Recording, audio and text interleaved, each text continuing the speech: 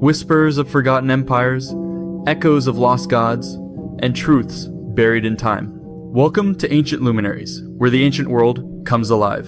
The collapse of Roman authority in Britain around 410 of the Common Era left behind a power vacuum that fundamentally reshaped the political landscape of what would eventually become Scotland. As the legions withdrew southward and Hadrian's Wall frontier crumbled into irrelevance, the territories north of the Fourth Clyde Line emerged as a complex mosaic of competing peoples, each with distinct cultural identities, languages, and territorial ambitions. This period witnessed the emergence of four primary groups that would dominate Scottish affairs for the next 4 centuries.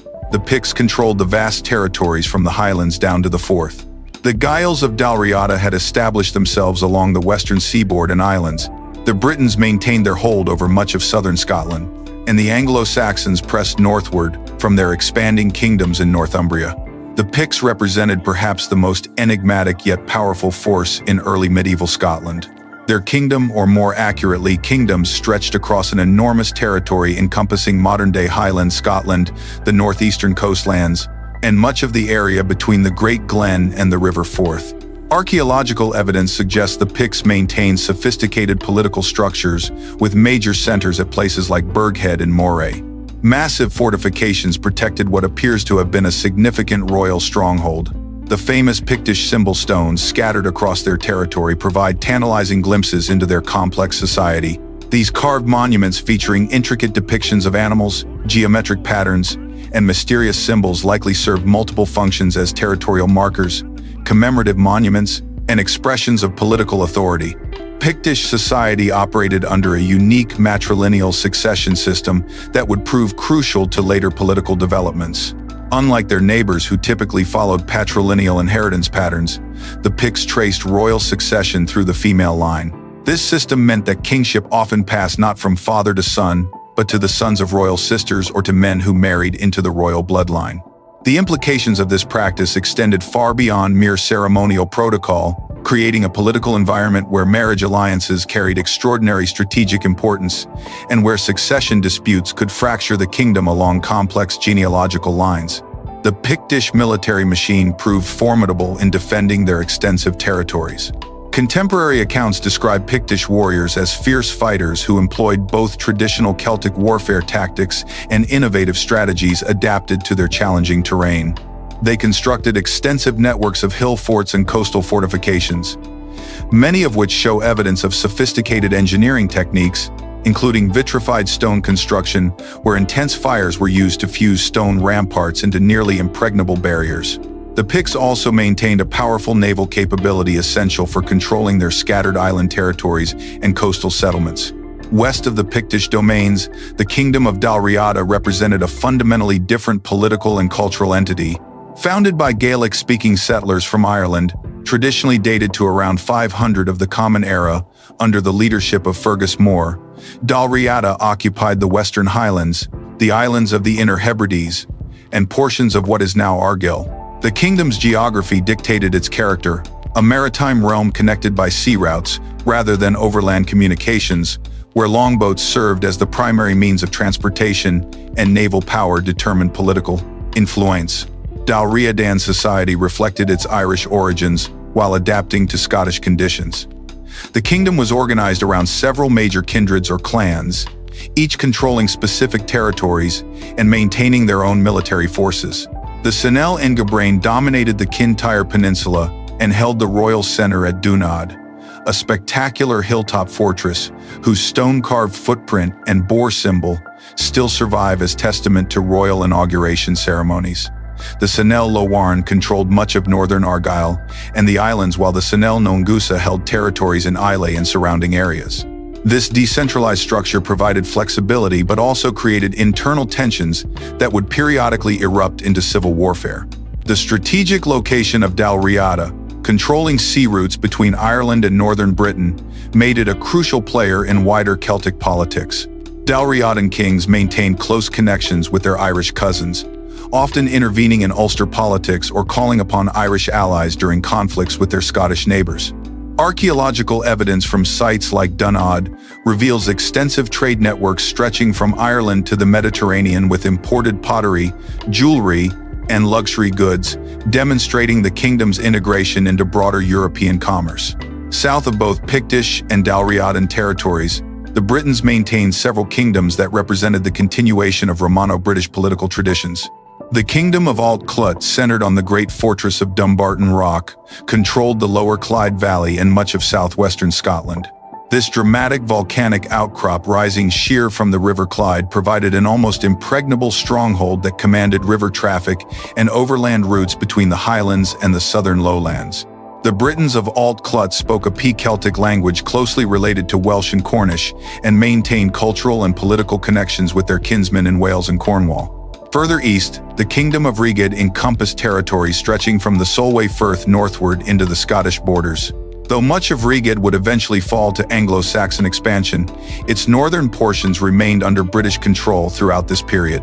These British kingdoms preserved many aspects of late Roman administrative practices, including a degree of urban continuity and sophisticated legal systems that distinguished them from their more traditionally Celtic neighbors. The fourth major player in early medieval Scottish politics was the Anglo-Saxon Kingdom of Northumbria, which had emerged from the fusion of the earlier kingdoms of Bernicia and Dara under aggressive rulers like Aethelfrith and later Oswald. Northumbrian forces pushed steadily northward, capturing the British stronghold of Edinburgh around 638 and establishing a permanent presence in southeastern Scotland. The Northumbrians brought with them not only military pressure but also new cultural influences, including their own form of Christianity and administrative practices derived from Anglo-Saxon England. The Northumbrian advance represented more than mere territorial expansion. It constituted a fundamental challenge to the existing Celtic political order. Unlike the other kingdoms, which operated within broadly similar cultural frameworks despite their differences, Northumbria represented an alien political system with different concepts of kingship, law, and social organization. The kingdom's expansion created a permanent source of tension that would influence Scottish politics for centuries. Into this complex political landscape came Christianity, arriving through multiple channels and profoundly transforming the spiritual and cultural life of early Scotland. The traditional narrative emphasizes the role of Saint Columba, the Irish monk who established the monastery of Iona around 563 of the Common Era. But the reality of Christian conversion proved far more complex and gradual than this single missionary journey might suggest. Saint Ninian had already begun Christian missionary work among the southern Picts and Britons in the late 4th or early 5th century, establishing his monastery at Withorn in Galloway. Archaeological evidence from Withorn reveals a thriving Christian community that maintained connections with Christian centers across Britain and Ireland. The famous Latinus stone, dating to around 450 of the Common Era, provides one of the earliest Christian inscriptions in Scotland, demonstrating that organized Christian communities existed well before Columba's arrival. Columba's mission to Iona, however, represented a watershed moment in Scottish Christian history. The monastery he established on this small Hebridean island became one of the most influential religious centers in medieval Europe. Iona's strategic location, accessible by sea from Ireland, Dalriada, and the Pictish territories, made it an ideal base for missionary activities. The monastery's scriptorium produced magnificent illuminated manuscripts, including possibly the Book of Kells, while its school attracted students from across the Celtic world. The spread of Christianity from Iona followed established political and kinship networks. Columba's royal connections within Dalriada provided crucial support for his missionary activities, while his diplomatic skills enabled him to establish relationships with Pictish rulers. The conversion of the Pictish king Bridie Mac Maelchan, probably occurring in the 560s, opened vast territories to Christian influence and established precedents for the close relationship between church and state that would characterize medieval Scotland. Christian monasteries quickly became far more than religious centers. They evolved into crucial nodes of learning, economic activity, and political influence. Monasteries like Iona, Withorn, and later foundations at places like Abernethy and St. Andrews accumulated vast landholdings, maintained schools and libraries, and served as diplomatic meeting places for secular rulers. The monks themselves often came from noble families, creating networks that bridged religious and secular authority. The introduction of literacy through Christian education had profound political implications. Written records, legal documents, and diplomatic correspondence became increasingly important tools of governance, giving literate rulers and their clerical advisors significant advantages over their illiterate competitors.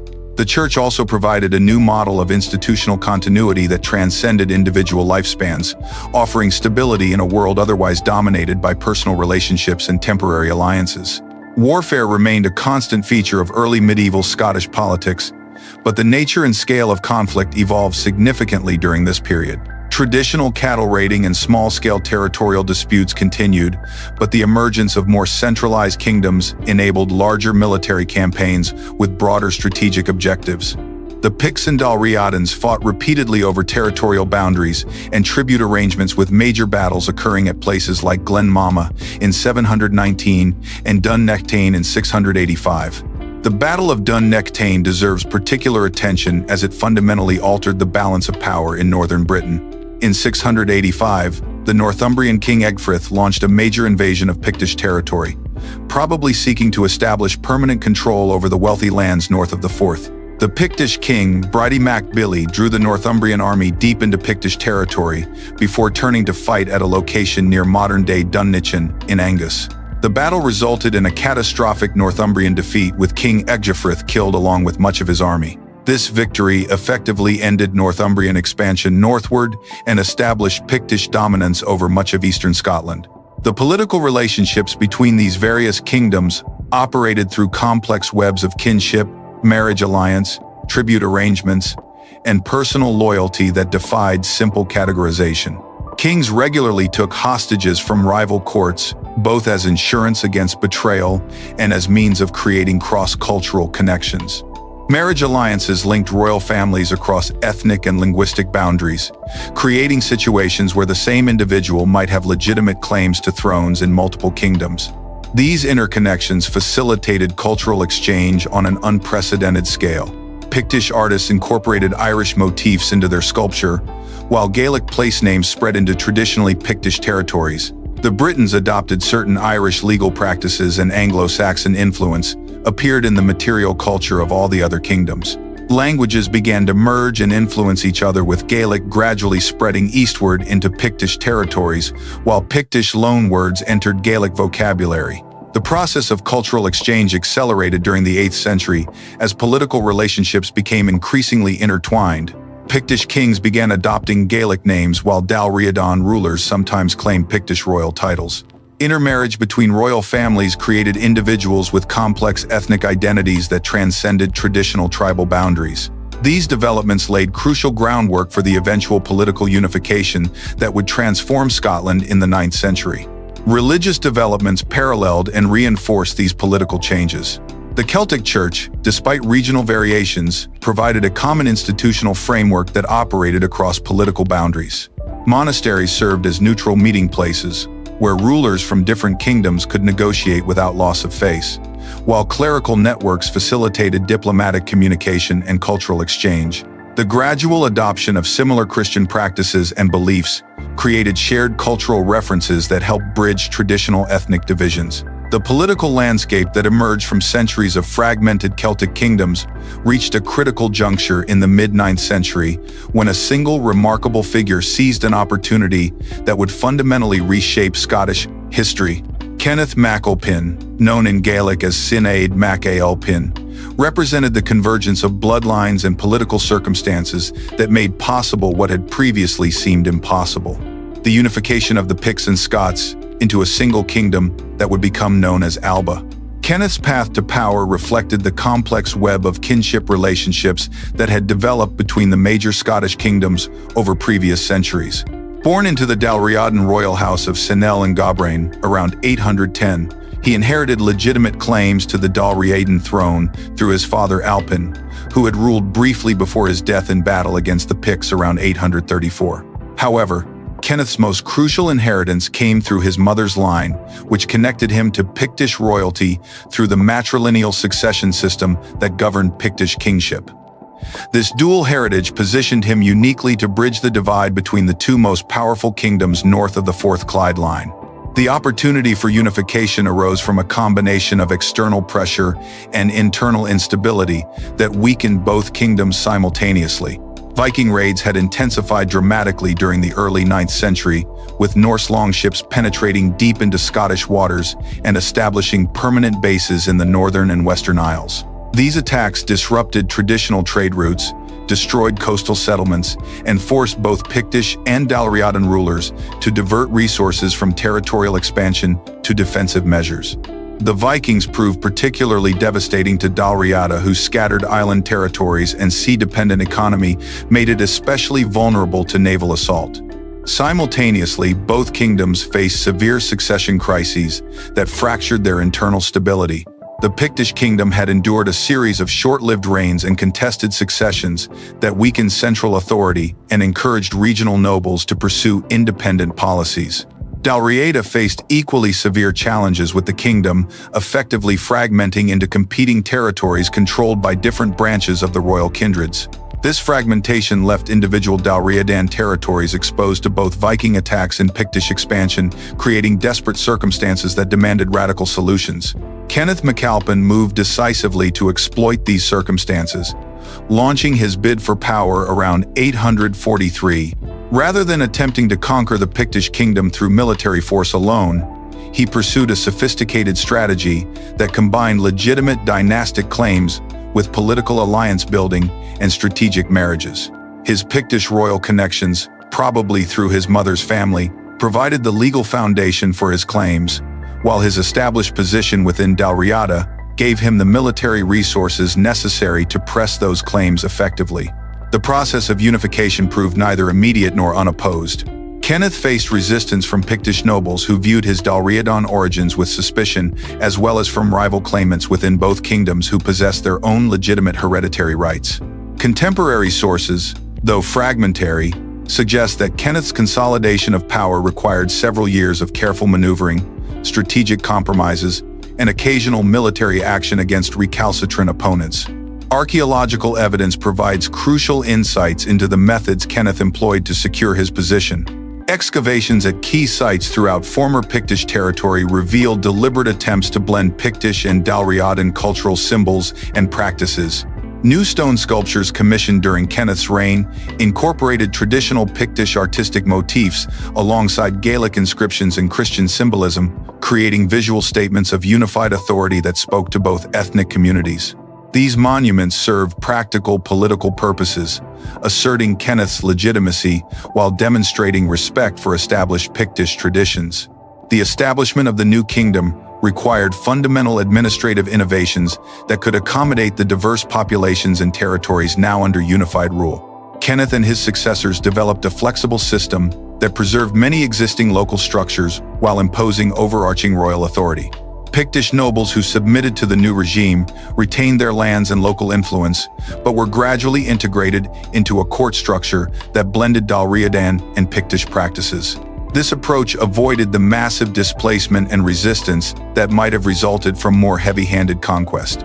Marriage alliances played a crucial role in cementing the unification. Kenneth systematically arranged marriages between members of his extended family and prominent Pictish noble houses, creating kinship networks that bound former enemies into the new political structure. These alliances extended beyond mere diplomatic convenience, establishing genuine shared interests between previously separate communities. Children born from these unions possessed unquestionable claims to inheritance in both traditions, creating a new generation of nobles whose very existence embodied the unified kingdom. The linguistic implications of unification proved particularly significant for long-term cultural development. While Pictish remained widely spoken throughout the former Pictish territories, Gaelic gradually assumed prominence as the language of royal administration and high culture. This shift occurred not through forced imposition, but through the practical advantages that Gaelic offered as the language of the ruling dynasty and the expanding church hierarchy. Pictish place names survived in large numbers, preserving geographical knowledge and local traditions, but new settlements and administrative centers typically received Gaelic names that reflected the changing political reality. Religious institutions provided essential support for the unification process. The Celtic Church, with its network of monasteries and clerical connections spanning both former kingdoms, offered a ready-made institutional framework for unified administration. Kenneth and his successors patronized existing religious foundations while establishing new monasteries that served both spiritual and political functions. These institutions provided education, maintained records, and served as meeting places where nobles from different backgrounds could interact within a neutral sacred environment. The external threat posed by Viking expansion actually strengthened Kenneth's position by providing a compelling justification for unification. Separate Pictish and Dalriadan kingdoms had proven inadequate to resist Norse pressure, but a unified kingdom could marshal significantly greater resources for defense. Kenneth's military innovations reflected this new strategic reality, combining traditional Celtic warfare techniques with adaptations designed specifically to counter Viking tactics. Viking raids during this period followed predictable patterns that allowed defensive preparation. Norse forces typically arrived in fleets of longships during the summer campaigning season, targeting coastal settlements and river valleys that offered easy access to the interior. The raiders sought portable wealth, slaves, and strategic positions that could serve as bases for further expansion. Their superior naval mobility and disciplined fighting formations gave them significant advantages over traditional Celtic military forces. But these advantages could be countered through appropriate defensive strategies. Kenneth's military reforms addressed these challenges through several innovations. He established a network of coastal watchtowers and signal stations that could provide early warning of approaching Viking fleets. These installations, built at strategic points along the coastline and on prominent hills, enabled rapid communication across vast distances and allowed defensive forces to concentrate at threatened locations before raiders could establish secure beachheads. The unified kingdom also developed new military tactics specifically designed to exploit Viking weaknesses. While Norse forces excelled in initial assaults and organized retreats to their ships, they proved vulnerable to sustained pressure that prevented their return to secure bases. Kenneth's forces learned to use Scotland's challenging terrain to their advantage, employing guerrilla tactics that harassed Viking columns while avoiding direct confrontation with superior Norse formations. These strategies proved particularly effective in the Highlands, where narrow passes and dense forests negated Viking advantages in open battle. Naval warfare presented particular challenges for the newly unified kingdom. The Vikings possessed superior shipbuilding technology and centuries of maritime experience that gave them overwhelming advantages in direct naval confrontation. Kenneth's response focused on denying the Vikings secure bases rather than challenging their fleets directly. Coastal fortifications were strengthened or relocated to positions that commanded harbor entrances, while local populations received training and equipment for rapid evacuation when Viking attacks proved inevitable. The selection of Scone as the ceremonial center of the new kingdom reflected careful political calculation rather than mere geographical convenience. Located on the River Tay in the heart of former Pictish territory, Scone possessed strategic advantages that made it an ideal royal center. The site controlled river traffic along one of Scotland's major waterways, while remaining sufficiently inland to avoid direct Viking naval assault. More importantly, Scone's location demonstrated Kenneth's commitment to ruling from within traditionally Pictish lands rather than imposing Dalriadan dominance from western strongholds. Archaeological investigations at Scone have revealed evidence of significant construction activity during Kenneth's reign, including the creation of ceremonial spaces designed to accommodate large gatherings of nobles from throughout the kingdom. The famous Stone of Destiny, upon which Scottish kings would be inaugurated for centuries, was probably installed at Scone during this period as part of Kenneth's efforts to create new royal traditions that incorporated elements from both Pictish and Dalriadan practices. The development of royal ceremonial at Scone represented a sophisticated blend of existing traditions adapted to serve the needs of the unified kingdom. Pictish inauguration practices, which emphasized the sacred nature of kingship and the ruler's connection to the land, were combined with Dalriadan concepts of personal loyalty and warrior leadership. The resulting ceremonies created powerful symbolic statements about the nature of royal authority that could appeal to nobles from both traditions, while establishing new precedents for future reigns. The Stone of Destiny itself embodied these symbolic complexities. Geological analysis suggests the stone originated in the Scone area, connecting it to Pictish territory, but its installation as a royal inauguration seat reflected Dalriadan concepts of sacred kingship.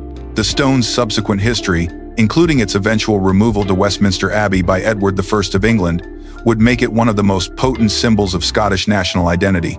But its origins lay in Kenneth MacAlpin's efforts to create unifying royal traditions. Royal regalia and symbols of authority developed during Kenneth's reign similarly blended traditions from both kingdoms. The ceremonial weapons, jewelry, and other objects used in royal ceremonies incorporated Pictish artistic motifs alongside Gaelic inscriptions and Christian symbolism. These items served practical political purposes, visually representing the unified nature of royal authority while demonstrating continuity with established traditions that commanded respect from both populations. The administrative structure of the new kingdom required innovations that could accommodate diverse legal traditions, languages, and local customs. Kenneth and his immediate successors developed a flexible system that preserved many existing local practices while imposing overarching royal authority through a network of appointed officials and regional strongholds. This approach avoided the massive disruption that would have resulted from attempting to impose uniform administrative practices across culturally diverse territories. Local law continued to operate much as it had before unification, with traditional assemblies and legal procedures handling most disputes and administrative matters. However, major crimes, territorial disputes, and matters affecting royal interests came under the jurisdiction of royal courts that applied new legal principles designed to serve the unified kingdom. These royal courts provided forums where nobles from different backgrounds could seek justice while demonstrating their loyalty to the new political order. The economic implications of unification proved substantial and largely beneficial for both former kingdoms. The elimination of warfare between Picts and Dalriadans freed resources for economic development and trade expansion. The unified kingdom could offer greater security to merchants and craftsmen, encouraging commercial activity that had been disrupted by constant raiding and territorial disputes.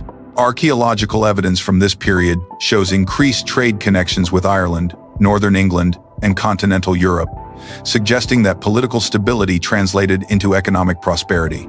Kenneth MacAlpin's death around 858 marked the end of the unification phase, but the kingdom he had created proved remarkably durable. His successors, particularly his brother Donald and later his sons Constantine and Aed, continued the process of consolidation while adapting royal policies to meet evolving challenges.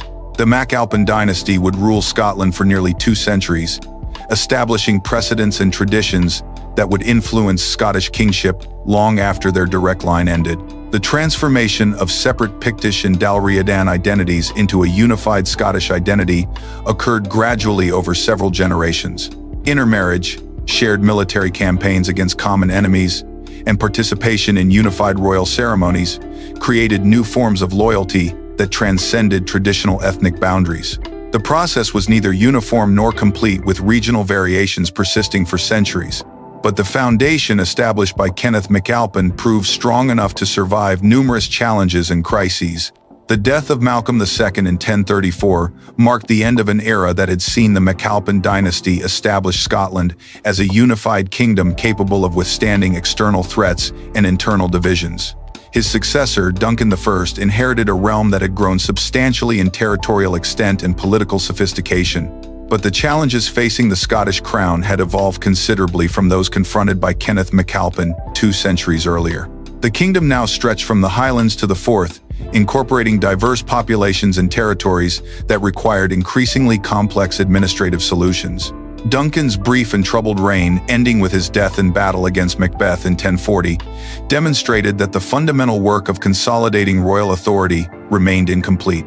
Macbeth's 17-year reign represented a period of relative stability and prosperity that has been obscured by later literary interpretations of his rule. Contemporary sources suggest that Macbeth governed effectively, maintaining peace with both England and Norway while strengthening Scotland's internal administration. His pilgrimage to Rome in 1050, where he reportedly distributed money to the poor with exceptional generosity, indicates both personal piety and the kingdom's growing wealth. However, Macbeth's legitimacy remained contested, and his reign ended in 1057 when Malcolm III, Duncan's son, returned from exile in England to reclaim his father's throne. Malcolm III, known to history as Malcolm Canmore or Great Chief, ascended to the Scottish throne in 1058 and would rule for 35 years, fundamentally transforming the character of medieval Scotland through his systematic adoption of Anglo-Saxon governmental practices and his strategic marriage to Margaret of Wessex. Malcolm's long exile at the English court of Edward the Confessor had exposed him to administrative techniques, military innovations, and cultural practices that differed markedly from traditional Scottish approaches to kingship. Upon his return, he brought with him not only English military support, but also a cadre of advisors familiar with Anglo-Saxon legal systems, ecclesiastical practices, and court protocols. The transformation began with Malcolm's military campaigns, which demonstrated both his strategic acumen and his commitment to expanding Scottish territory southward into the fertile lands of Lothian. Between 1061 and 1093, Malcolm launched no fewer than 5 major invasions of northern England, each carefully planned to exploit periods of English weakness, while avoiding direct confrontation with superior Anglo-Saxon or Norman forces. These campaigns differed significantly from traditional Celtic raiding, employing coordinated infantry and cavalry formations that reflected Malcolm's understanding of contemporary European military practices. The first major campaign in 1061 targeted the Northumbrian strongholds along the Tweed Valley, where Malcolm's forces systematically captured fortified positions that had long served as bases for English expansion northward. The Siege of Waltheof demonstrated Malcolm's adoption of continental siege techniques, with Scottish forces employing mangonels and other mechanical devices to breach stone fortifications. Contemporary chroniclers noted the disciplined behavior of Malcolm's army, which avoided the indiscriminate pillaging typical of earlier Celtic warfare in favor of targeted military objectives designed to secure permanent territorial gains. Malcolm's second invasion in 1070 coincided with the aftermath of the Norman conquest, when northern England remained in turmoil following William the Conqueror's brutal suppression of Anglo-Saxon resistance.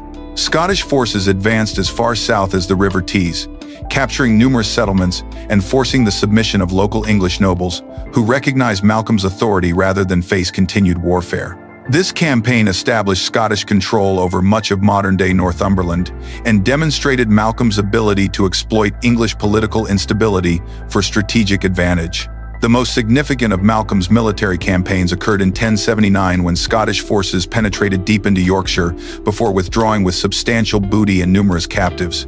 This expedition revealed the growing sophistication of Scottish military organization, with coordinated supply lines supporting extended operations far from Scottish territory. The campaign also demonstrated Malcolm's diplomatic skill as he negotiated temporary truces with local English commanders while maintaining pressure on the Norman administration to recognize Scottish territorial claims. Malcolm's marriage to Margaret of Wessex in approximately 1070 represented far more than a diplomatic alliance. It constituted a cultural revolution that would reshape Scottish society for centuries. Margaret, sister to Edgar Atheling and descendant of the Anglo-Saxon royal house of Wessex, brought to the Scottish court not only impeccable royal bloodlines, but also deep knowledge of continental European governmental practices, ecclesiastical reforms, and courtly culture. Her influence on Malcolm and the Scottish nobility proved transformative, introducing administrative innovations and cultural practices that elevated Scotland's international standing while strengthening royal authority. Margaret's immediate impact appeared in the transformation of the Scottish royal court from a relatively informal Celtic institution into a sophisticated center of European culture and administration. She introduced elaborate ceremonial protocols that emphasized the sacred nature of kingship while creating hierarchical structures that reinforced royal authority over the nobility.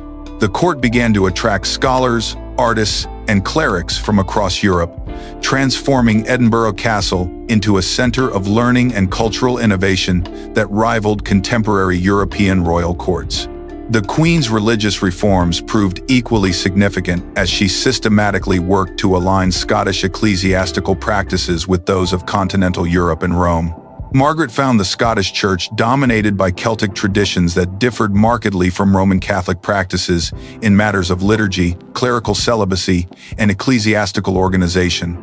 Working closely with Lanfranc, Archbishop of Canterbury, and other continental church leaders, she initiated comprehensive reforms designed to bring Scottish Christianity into conformity with Roman practices. Margaret's ecclesiastical reforms began with the reorganization of existing Scottish monasteries, according to continental European models. The ancient Celtic monasteries, which had operated with considerable independence and maintained distinctive liturgical practices, were gradually transformed into institutions that followed Roman Catholic rules and regulations. New monasteries established during Margaret's reign, including foundations at Dunfermline and elsewhere, were built according to continental architectural plans and staffed by monks trained in Roman Catholic traditions. The introduction of Roman Catholic liturgical practices required careful negotiation with established Scottish clerical hierarchies who viewed these changes with suspicion. Margaret's approach emphasized gradual transformation rather than sudden imposition, working through existing church leaders to implement reforms while respecting local traditions where possible. She sponsored the translation of liturgical texts into Gaelic, ensuring that ordinary Scots could participate in reformed religious practices without abandoning their native language. Margaret's influence extended beyond purely religious matters to encompass broader cultural and social reforms that elevated Scottish court culture to European standards. She introduced new forms of artistic expression, including illuminated manuscripts, metalwork, and architectural decoration that reflected continental European aesthetic principles. The Queen's personal library, which included works by continental European scholars and church fathers, became the foundation for expanded educational opportunities within the royal court. The systematic expansion of Scottish territory southward during Malcolm's reign involved not only military conquest, but also careful diplomatic negotiation, designed to secure permanent recognition of Scottish gains. The establishment of the modern Scottish-English border resulted from decades of warfare, negotiation, and strategic compromise that reflected both kingdoms' evolving political circumstances and military capabilities. The key territorial acquisitions occurred in Lothian, the fertile region between the Forth and the Tweed that had long been contested between Scottish and English rulers. Malcolm's military campaigns systematically captured the major fortified centers that controlled this region, including Edinburgh, Roxburgh, and Berwick-upon-Tweed. However, military conquest alone could not secure permanent control over territories with established English populations and administrative structures. Malcolm's approach to territorial consolidation involved careful integration of existing English administrative systems with Scottish royal authority. English nobles who submitted to Scottish rule retained their lands and local influence, but were required to acknowledge Malcolm as their overlord and provide military service when required. This policy avoided the massive population displacement and resistance that might have resulted from more heavy-handed conquest, while creating genuine Scottish control over strategically important territories. The establishment of Scottish administrative centers throughout Lothian required significant investment in fortification and infrastructure development. Malcolm constructed or strengthened castles at key locations including Edinburgh, Stirling, and other strategic points that could serve as bases for royal administration and military operations. These fortifications employed the latest European military architecture with stone construction and sophisticated defensive features that reflected Malcolm's exposure to continental European military engineering. The diplomatic aspects of border establishment proved equally complex, requiring negotiations with successive English rulers who possessed varying degrees of authority and different strategic priorities. Malcolm's dealings with William the Conqueror involved careful calculation of Norman military capabilities and political objectives, while his later negotiations with William's successors required adaptation to changing English political circumstances. The Treaty of Abernethy in 1072 represented a crucial diplomatic settlement that temporarily resolved the territorial disputes between Scotland and England. Under this agreement, Malcolm acknowledged William the Conqueror as his overlord for his English territories, while retaining effective control over Scottish conquests in Lothian. The Treaty of Abernethy proved unstable as both kingdoms' territorial ambitions exceeded the boundaries established by the agreement. Malcolm's subsequent invasions of northern England in 1079 and 1091 demonstrated his continued commitment to southward expansion, while English military responses revealed Norman determination to limit Scottish territorial gains. These ongoing conflicts established patterns of Anglo-Scottish warfare that would persist for centuries. The development of feudal structures within Scotland during Malcolm's reign represented a fundamental transformation of traditional Celtic social and political organization. The introduction of feudal relationships with their emphasis on personal loyalty, military service, and hierarchical land tenure gradually replaced clan-based governance systems that had dominated Scottish society since the kingdom's foundation. Malcolm's implementation of feudal structures began with the systematic granting of land holdings to nobles who pledged personal loyalty and military service to the crown. These grants, known as feudal charters, established legal relationships that bound recipients to provide specified numbers of armed warriors when required, while acknowledging royal authority over their territories. The system created networks of personal loyalty that strengthened royal power, while providing mechanisms for military mobilization that proved superior to traditional Celtic arrangements. The transformation from clan-based to feudal governance occurred gradually over several generations, with traditional kinship relationships coexisting alongside new feudal obligations. Scottish nobles found themselves navigating complex webs of loyalty that included both ancient clan affiliations and new feudal duties to the crown. This dual system created opportunities for political maneuvering while establishing royal authority over territories that had previously operated with considerable independence. The introduction of feudal military service revolutionized Scottish warfare capabilities, enabling the mobilization of larger, better-equipped armies than traditional clan-based systems could provide. Feudal obligations required nobles to maintain specified numbers of armored cavalry and infantry forces, creating professional military capabilities that could compete with contemporary European armies. These forces proved essential for Malcolm's territorial expansion campaigns and for defending Scottish conquests against English counterattacks. The legal implications of feudalization extended far beyond military obligations to encompass fundamental changes in property rights, judicial procedures, and administrative practices. Feudal law, with its emphasis on written contracts and formal legal procedures, gradually supplemented traditional Celtic legal systems that relied on oral tradition and customary practices. Royal courts gained jurisdiction over an expanding range of legal matters, while local assemblies retained authority over traditional clan disputes and customary law. The economic consequences of feudalization proved substantial, as the new system encouraged agricultural development and commercial expansion that increased royal revenues while strengthening the overall Scottish economy. Feudal lords possessed incentives to improve their holdings through agricultural innovation and trade development, as increased productivity directly benefited their own wealth and status. The system also facilitated tax collection and military recruitment, providing the crown with resources necessary for territorial expansion and administrative development. Margaret's cultural reforms extended beyond religious matters to encompass fundamental changes in Scottish social customs, artistic expression, and intellectual life that elevated the kingdom's international reputation, while strengthening royal authority. Her influence on Scottish court culture proved particularly significant as she introduced continental European standards of behavior, dress, and ceremonial practice that transformed the Scottish nobility's self-perception and international relationships. The Queen's promotion of learning and scholarship created new educational opportunities that attracted students and teachers from across Europe while developing indigenous Scottish intellectual capabilities. The royal court became a center of manuscript production, with scribes creating illuminated texts that combined Celtic artistic traditions with continental European stylistic influences.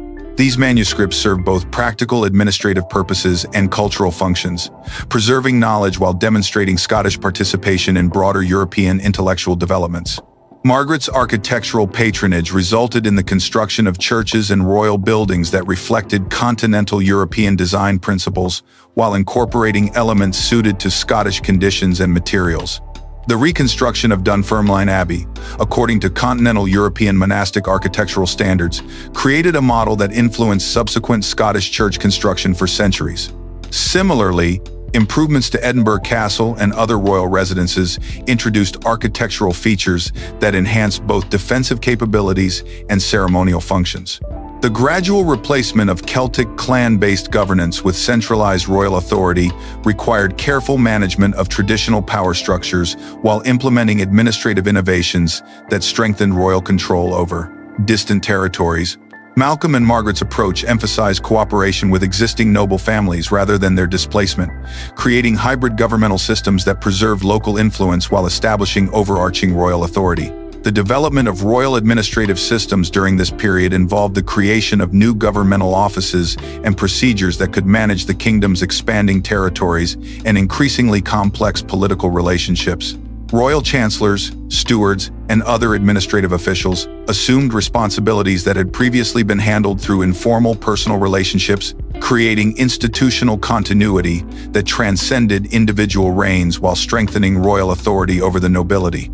The death of Alexander I in 1124 brought to the Scottish throne his younger brother David, whose quarter-century of exile and education in the court of Henry I of England had prepared him for a transformation of Scottish governance that would prove more radical and comprehensive than any previous royal initiative.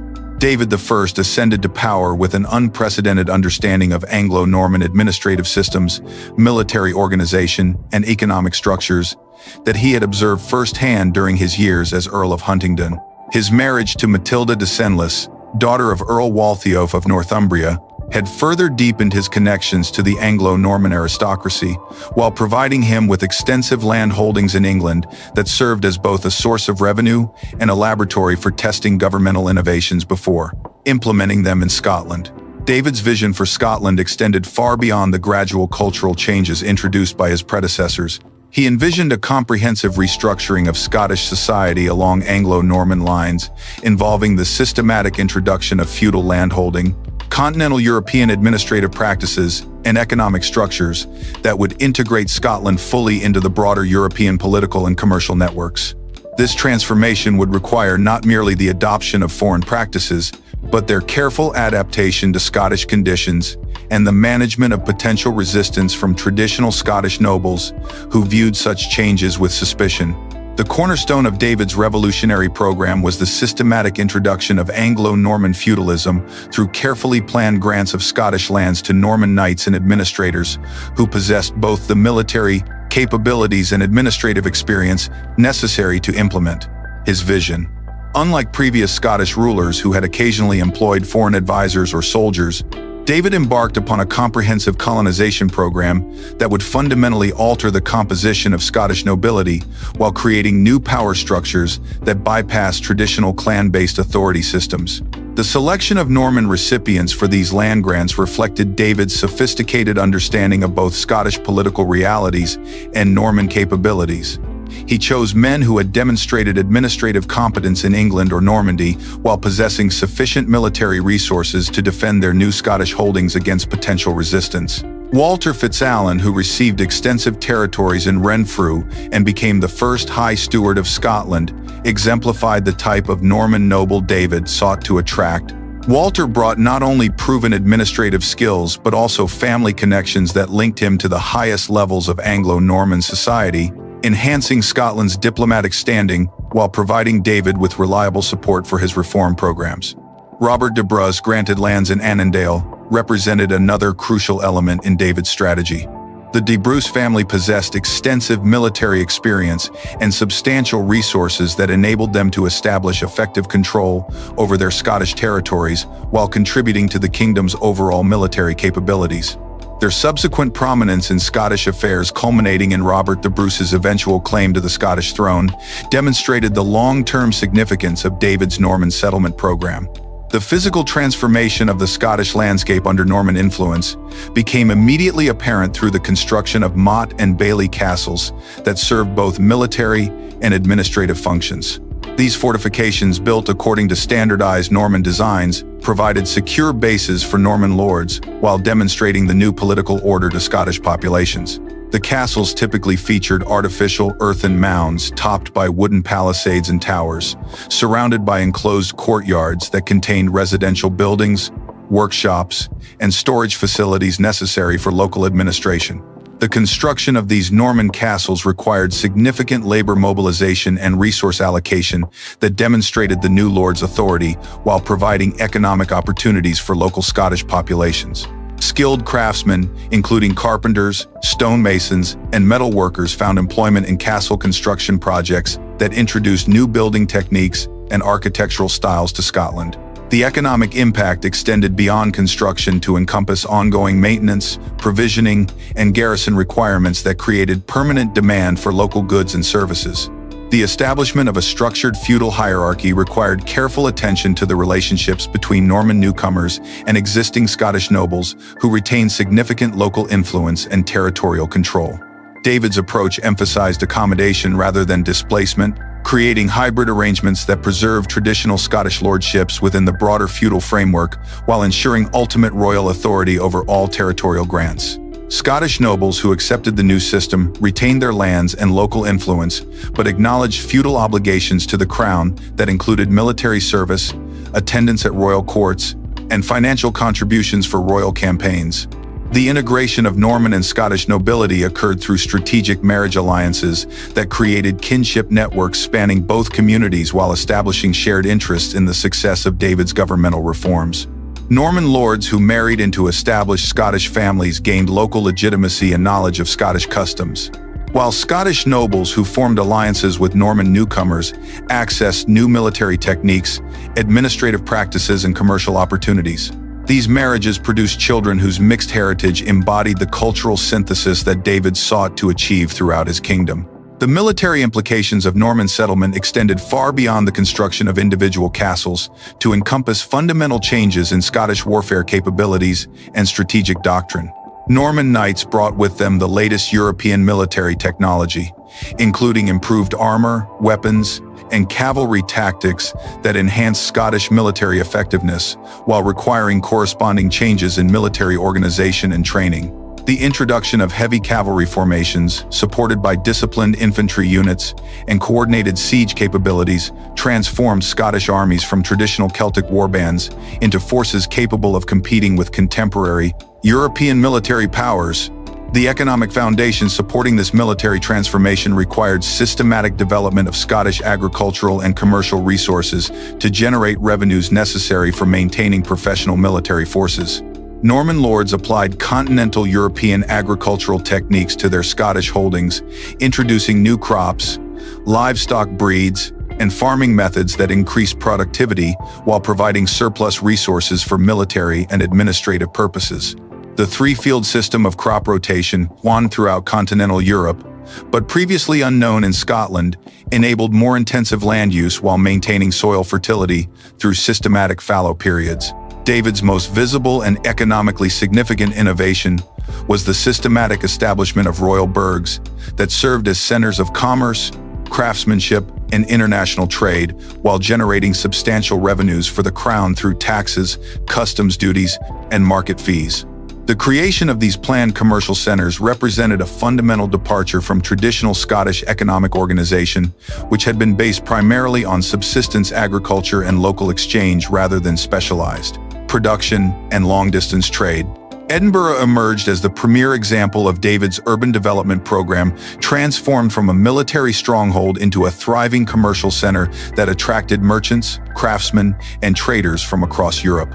The establishment of Edinburgh as a royal burgh involved careful planning of street layouts, market areas, and residential districts designed to accommodate diverse economic activities while facilitating royal administration and tax collection.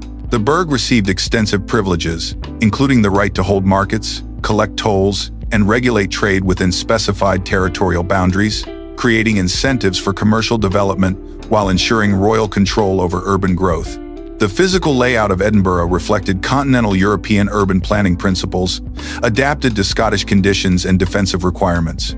The main street, stretching from the castle down the ridge toward the abbey at Holyrood, provided the primary commercial access along which markets, workshops, and merchant residences were systematically arranged. Side streets and closes accommodated specialized crafts and residential areas for different social groups, while the castle continued to serve military and administrative functions that required secure communication with the commercial district below. Stirling's development as a royal burgh demonstrated David's strategic understanding of geography and commerce in urban planning. Located at the lowest crossing point of the River Forth, Stirling commanded trade routes between the Highlands and Lowlands while providing access to both eastern and western Scotland. The burgh's establishment involved extensive infrastructure development, including bridge construction, harbor facilities, and road improvements that enhanced its commercial advantages while generating revenues through tolls and customs duties. The creation of Perth as a major commercial center reflected David's recognition of the Tay Valley's agricultural and commercial potential. Perth's location provided access to rich agricultural regions while enabling river transport that connected highland resources with international trade networks. The burgh's development involved systematic encouragement of specialized crafts including textile production, metalworking, and leather goods manufacturing that created exportable products while providing employment for growing urban populations. The privileges granted to royal burghs included exclusive trading rights within specified geographical areas, protection from arbitrary taxation and legal autonomy that attracted merchants and craftsmen from across Europe. These privileges created competitive advantages that enabled Scottish burghs to compete with established commercial centers in England and continental Europe, while ensuring that commercial profits contributed to royal revenues through carefully structured tax systems. The attraction of foreign merchants and craftsmen to Scottish burghs required careful provision of legal protections and commercial privileges that would encourage immigration while ensuring their integration into Scottish society. David's policies offered foreign settlers the same legal rights and commercial opportunities enjoyed by native Scots, while providing additional protections against discrimination or arbitrary treatment.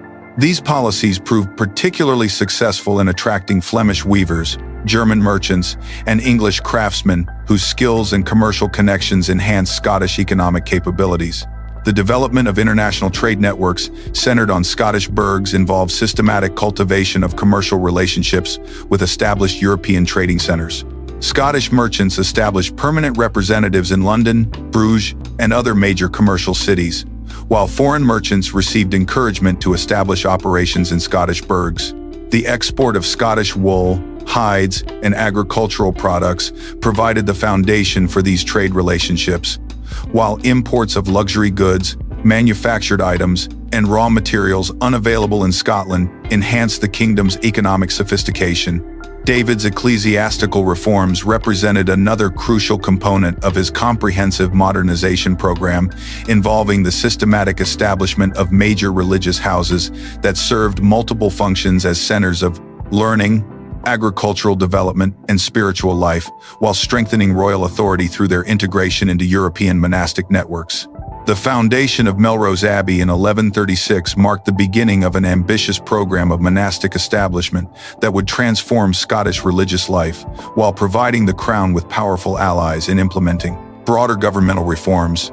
The selection of Melrose as the site for David's premier monastic foundation reflected careful consideration of strategic, economic, and spiritual factors that would enable the new abbey to fulfill multiple functions within his broader reform program. Located in the fertile Tweed Valley near the English border, Melrose possessed excellent agricultural potential, while commanding important transportation routes that facilitated communication with both Scottish and English religious centers. The site's proximity to the border also provided opportunities for the abbey to serve diplomatic functions, hosting negotiations between Scottish and English representatives, while demonstrating Scottish commitment to European Christian traditions. The architectural design of Melrose Abbey reflected the latest continental European monastic building techniques, while incorporating elements adapted to Scottish conditions and materials. The Abbey Church, built in the Gothic style then emerging in France, featured soaring arches, elaborate stone carving, and sophisticated engineering that demonstrated Scottish participation in broader European architectural developments. The monastic buildings surrounding the church provided comprehensive facilities for religious life, including dormitories, refectories, libraries, and workshops that enabled the community to function as a self-sufficient economic and intellectual center.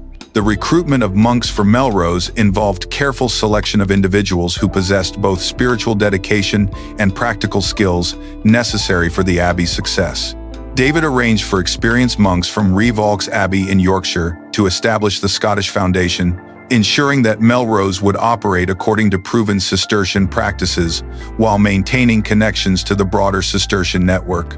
These founding monks brought expertise in agriculture, manuscript production, and monastic administration that enabled rapid development of the abbey's economic and intellectual capabilities. The economic impact of Melrose Abbey extended far beyond its immediate vicinity to encompass systematic development of agricultural resources throughout the Borders region. The monks applied advanced farming techniques, including selective breeding of livestock, systematic crop rotation, and extensive land reclamation projects that increased agricultural productivity while generating surplus revenues for further monastic expansion. The abbey's wool production in particular became renowned throughout Europe for its quality, creating valuable export opportunities while demonstrating Scottish agricultural capabilities. Jedburgh Abbey, founded in 1138, represented another crucial element in David's monastic establishment program, serving both religious and strategic functions in the volatile border region between Scotland and England. The abbey's location provided a secure base for royal administration in the borders, while demonstrating Scottish commitment to peaceful relations with England through the establishment of a major religious foundation near the frontier. The abbey's architectural grandeur, comparable to major English monastic centers, asserted Scottish cultural sophistication, while providing facilities for diplomatic meetings and negotiations. The development of Jedburgh's intellectual capabilities involves systematic accumulation of manuscripts, establishment of educational programs, and cultivation of scholarly networks that connected the abbey to major European centers of learning. The abbey scriptorium produced both religious texts and administrative documents for royal use, while its school attracted students from throughout Scotland and northern England. These educational activities enhanced Scottish intellectual capabilities while creating networks of educated clerics who could serve royal administrative needs. Kelso Abbey, established in 1128, completed David's program of major monastic foundations in the Borders region, creating a network of religious houses that provided comprehensive coverage of the frontier area while about serving multiple governmental functions. Kelso's strategic location at the confluence of the Tweed and Teviot rivers enabled the abbey to control river transportation while providing secure facilities for royal courts and administrative meetings. The abbey's extensive land holdings generated substantial revenues that supported both monastic activities and royal governmental needs. The integration of these major abbeys into European monastic networks provided Scotland with unprecedented connections to continental intellectual and spiritual developments while enhancing the kingdom's diplomatic capabilities. Abbots from Scottish houses participated in international monastic conferences, maintained correspondence with religious leaders throughout Europe, and facilitated diplomatic communications between the Scottish crown and foreign rulers.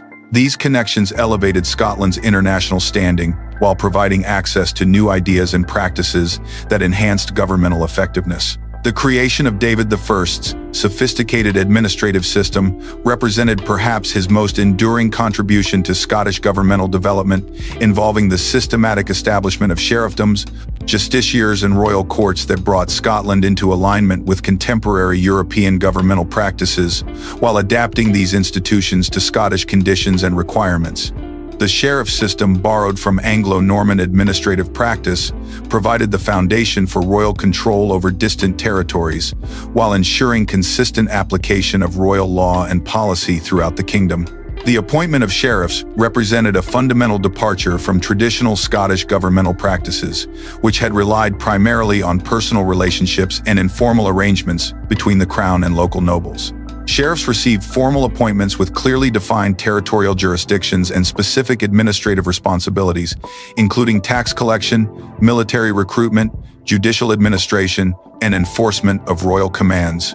These officials served at royal pleasure rather than through hereditary right, ensuring their loyalty to the crown while providing mechanisms for removing ineffective or disloyal administrators. The territorial organization of sheriffdoms reflected careful consideration of geographical, economic, and political factors that would enable effective administration while respecting traditional Scottish regional identities. Major sheriffdoms were established around important royal centres including Edinburgh, Stirling, Perth, and Aberdeen, with boundaries drawn to encompass coherent economic and geographical units that could support the administrative apparatus while providing adequate revenues for governmental operations. Smaller sheriffdoms were created in strategic locations where royal authority required particular attention or where local conditions demanded specialized administrative approaches. The administrative foundations laid by David I reached their full maturation under his successors, particularly during the reigns of Alexander II and Alexander III, when Scotland emerged as a genuinely independent European power, capable of asserting its sovereignty against both English overlordship claims and Norse territorial ambitions. The resolution of the Treaty of Falaise, which had subjected Scotland to English feudal superiority since William the Lion's capture at Alnwick in 1174, marked the beginning of this transformation. While William had managed to purchase the cancellation of the treaty in 1189 for 10,000 marks to fund Richard I's crusading ambitions, the practical implications of Scottish subservience had lingered through diplomatic pressure and territorial disputes that continued to compromise Scottish independence. Alexander II's accession in 14 coincided with the political turmoil in England following King John's conflicts with his barons and the papal interdict that had paralyzed English governmental functions. These circumstances provided unprecedented opportunities for Scottish territorial expansion and diplomatic maneuvering that Alexander exploited with remarkable skill. His immediate priority involved the complete elimination of any remaining English claims to feudal overlordship over Scotland, a goal that required both military pressure and diplomatic negotiation, conducted from a position of strength rather than the defensive posture that had characterized previous Scottish-English relations. The young king's first major military campaign in 1215 demonstrated his commitment to aggressive territorial expansion while exploiting English internal divisions. Scottish forces advanced deep into Northumberland, capturing the strategic fortress of Norham and establishing Scottish control over extensive territories that had remained disputed since Malcolm Canmore's campaigns. The siege of Norham revealed the sophisticated military capabilities that Scotland had developed under Davidian reforms, with coordinated infantry and cavalry formations, supported by siege engines that breached the castle's formidable stone fortifications. Alexander II's second invasion in 1220 coincided with the aftermath of the Norman conquest, when northern England remained in turmoil following William the Conqueror's brutal suppression of Anglo-Saxon resistance. Scottish forces advanced as far south as the River Tees, capturing numerous settlements and forcing the submission of local English nobles, who recognized Alexander II's authority rather than face continued warfare. This campaign established Scottish control over much of modern-day Northumberland and demonstrated Alexander II's ability to exploit English political instability for strategic advantage. The most significant of Alexander II's military campaigns occurred in 1229 when Scottish forces penetrated deep into Yorkshire before withdrawing with substantial booty and numerous captives. This expedition revealed the growing sophistication of Scottish military organization, with coordinated supply lines supporting extended operations far from Scottish territory. The campaign also demonstrated Alexander II's diplomatic skill as he negotiated temporary truces with local English commanders while maintaining pressure on the Norman administration to recognize Scottish territorial claims. Alexander II's marriage to Joan of England, King John's daughter, in 1221, formalized this diplomatic revolution while providing additional security for Scottish territorial gains. The resolution of border disputes through the Treaty of York in 1237 represented the culmination of Alexander II's diplomatic achievements, establishing the modern Scottish-English frontier along lines that recognized substantial Scottish territorial gains, while providing mutual security guarantees that eliminated the chronic warfare that had characterized previous centuries. Under this agreement, Alexander II renounced Scottish claims to Northumberland, Cumberland, and Westmoreland, in exchange for English recognition of Scottish sovereignty and substantial financial compensation. More importantly, the treaty explicitly acknowledged Scotland as an independent kingdom owing no feudal obligations to the English crown, formally ending the subordinate relationship established by the Treaty of Falaise. The territorial arrangements established by the Treaty of York required complex negotiations regarding the status of nobles who held lands on both sides of the new frontier. Many Anglo-Norman families had acquired holdings in both kingdoms through marriage, inheritance, and royal grants, creating potential conflicts of loyalty that threatened the stability of the new arrangements. Alexander II's solution involved systematic exchanges of territory and compensation payments that enabled nobles to consolidate their holdings within single kingdoms while maintaining their social status and economic position. These arrangements demonstrated the king's commitment to practical solutions that served the interests of all parties while strengthening the new frontier arrangements. The expansion of royal authority into previously independent regions represented another crucial aspect of Alexander II's domestic achievements, involving systematic campaigns that brought the Western Highlands and Islands under direct Scottish control for the first time in the kingdom's history. The traditional independence of Highland clans and island chiefs had limited royal authority to the lowland regions, where Davidian administrative reforms had been successfully implemented, leaving vast territories under local control that compromised the kingdom's unity and military capabilities. Alexander II's Highland campaigns employed innovative strategies that combined military pressure with diplomatic negotiation, designed to secure voluntary submission rather than conquest through overwhelming force. Highland chiefs received offers of integration into the Scottish feudal hierarchy that preserved their local authority while acknowledging royal overlordship and providing military service when required. Those who accepted these arrangements retained control over their traditional territories while gaining access to royal protection and participation in the broader Scottish political system. The resistance encountered during these Highland campaigns revealed the formidable military capabilities of traditional Celtic warfare, adapted to challenging terrain that favored defensive tactics. Highland warriors employed guerrilla strategies that exploited their intimate knowledge of local geography while avoiding direct confrontation with superior Scottish forces equipped with continental European military technology. These campaigns required sustained effort over multiple years, with Scottish forces gradually establishing control over strategic positions while negotiating with local leaders who recognized the futility of continued resistance.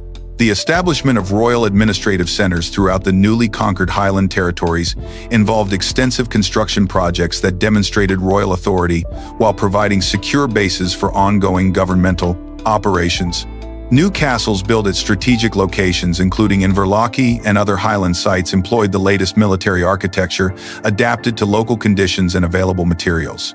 These fortifications served multiple functions as military strongholds, administrative centers, and symbols of royal authority that reinforced Scottish control over territories that had previously operated with complete independence.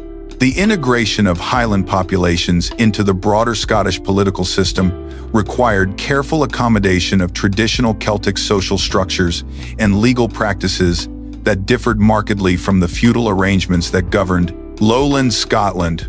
Alexander II's approach emphasized gradual transformation rather than sudden imposition of foreign practices, allowing Highland communities to maintain their clan-based organization while accepting overarching royal authority.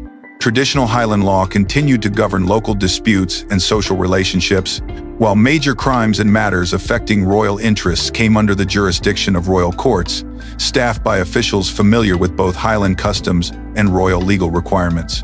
The economic implications of Highland integration proved substantial, as royal authority enabled systematic development of previously unexploited natural resources while providing security for trade and commercial activities that had been disrupted by chronic warfare between competing clans. Highland territories possessed valuable resources including timber, minerals, and livestock that could contribute to royal revenues while supporting expanded trade networks. The establishment of royal protection for merchants and traders encouraged commercial activities that brought Highland communities into contact with broader Scottish economic networks while generating tax revenues for royal administration. Alexander III's accession in 1249 at the age of 7 required a regency government that maintained the momentum of territorial expansion and administrative development while managing the challenges inherent in individual royal minorities.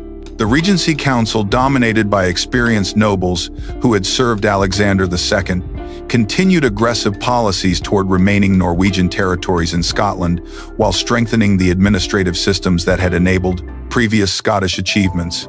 The young king's eventual assumption of personal rule in 1262 marked the beginning of the most prosperous period in medieval Scottish history, characterized by territorial completion, economic expansion, and cultural flowering that established Scotland's reputation as a major European power. The resolution of Norwegian territorial claims through military conquest and diplomatic negotiation represented Alexander III's most significant achievement, eliminating the last foreign territorial presence in Scotland while demonstrating the kingdom's military capabilities against a formidable European power. Norwegian control over the Hebrides and other Western islands had persisted since the Viking expansion of the 9th and 10th centuries, creating an anomalous situation where significant Scottish territories remained under foreign control despite centuries of Scottish political development. King Haakon IV of Norway's invasion of Scotland in 1263 represented the final Norwegian attempt to maintain their Scottish territories through military force rather than diplomatic accommodation. The Norwegian expedition involved a massive fleet carrying thousands of warriors equipped with the latest Scandinavian military technology, demonstrating Norway's commitment to retaining their Scottish possessions despite growing Scottish pressure for territorial unification. Haakon's strategy involved coordinating naval operations with local supporters while establishing secure bases that could support sustained military operations against Scottish forces. The Battle of Largs in October 1263 marked the decisive confrontation between Scottish and Norwegian forces, resulting in a comprehensive Scottish victory that effectively ended Norwegian military presence in Scotland. The battle occurred when storms damaged the Norwegian fleet and forced substantial numbers of Norwegian warriors ashore, where they encountered Scottish forces commanded by Alexander III personally. The engagement demonstrated the effectiveness of Scottish military reforms with coordinated cavalry and infantry formations, defeating Norwegian forces despite their reputation for military prowess and their advantages in individual combat skills. The tactical details of Largs revealed the sophisticated military capabilities that Scotland had developed through centuries of warfare and military innovation. Scottish cavalry units employed coordinated charge tactics that disrupted Norwegian formations, while Scottish infantry maintained disciplined formations that prevented Norwegian counterattacks. The integration of different military units under unified command demonstrated the professional military capabilities that distinguished Scottish forces from the traditional warbands that had characterized earlier Celtic warfare.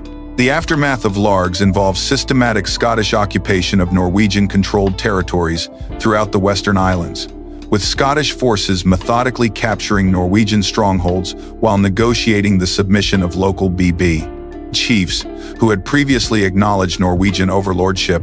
These operations required sophisticated logistical capabilities that enabled Scottish forces to maintain extended operations throughout the challenging island territories, while providing adequate supplies and reinforcements for garrison forces left to secure captured positions.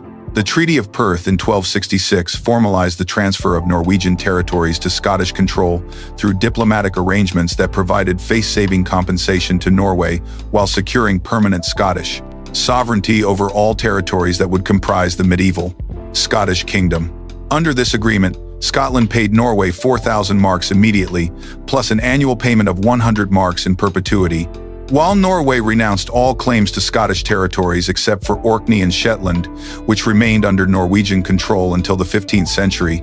The economic arrangements established by the Treaty of Perth reflected sophisticated diplomatic practices that balanced Norwegian pride with Scottish territorial objectives, while creating sustainable financial arrangements that both kingdoms could maintain over extended periods.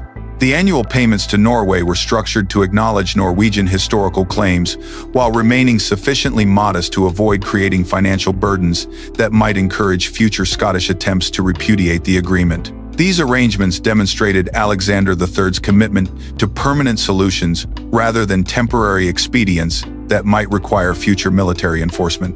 The integration of the former Norwegian territories into the Scottish administrative system required extensive adaptation of existing governmental structures to accommodate the unique geographical and cultural characteristics of the island territories.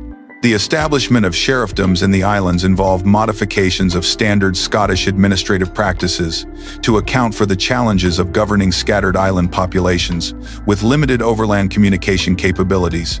Island sheriffs received expanded authority and resources that enabled them to function effectively despite their isolation from central governmental support. The cultural implications of territorial unification extended far beyond mere administrative arrangements to encompass fundamental changes in Scottish identity and international relationships that reflected the kingdom's emergence as reflected a complete territorial entity. The elimination of foreign territorial enclaves removed sources of external interference in Scottish internal affairs, while creating opportunities for cultural and economic development that had been constrained by territorial fragmentation. Scottish merchants gained access to previously restricted island markets, while island populations acquired protection and commercial opportunities through integration into broader Scottish networks.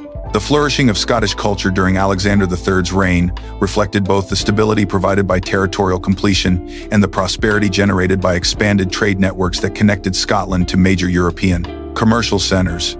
The construction of magnificent stone cathedrals at St. Andrews, Glasgow, and other major centres demonstrated Scottish participation in the Gothic architectural revolution while showcasing the kingdom's wealth and cultural sophistication. These massive construction projects required coordination of skilled craftsmen, imported materials, and substantial financial resources that testified to Scotland's economic prosperity and administrative capabilities.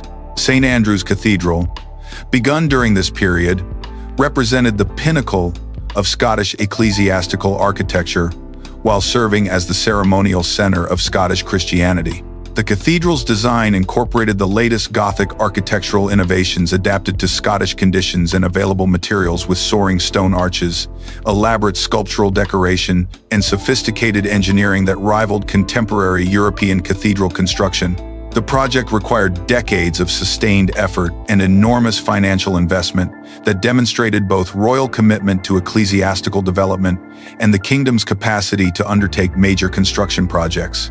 The patronage of arts and literature during Alexander III's reign created cultural achievements that enhanced Scotland's international reputation while preserving Scottish traditions and historical memory for future generations.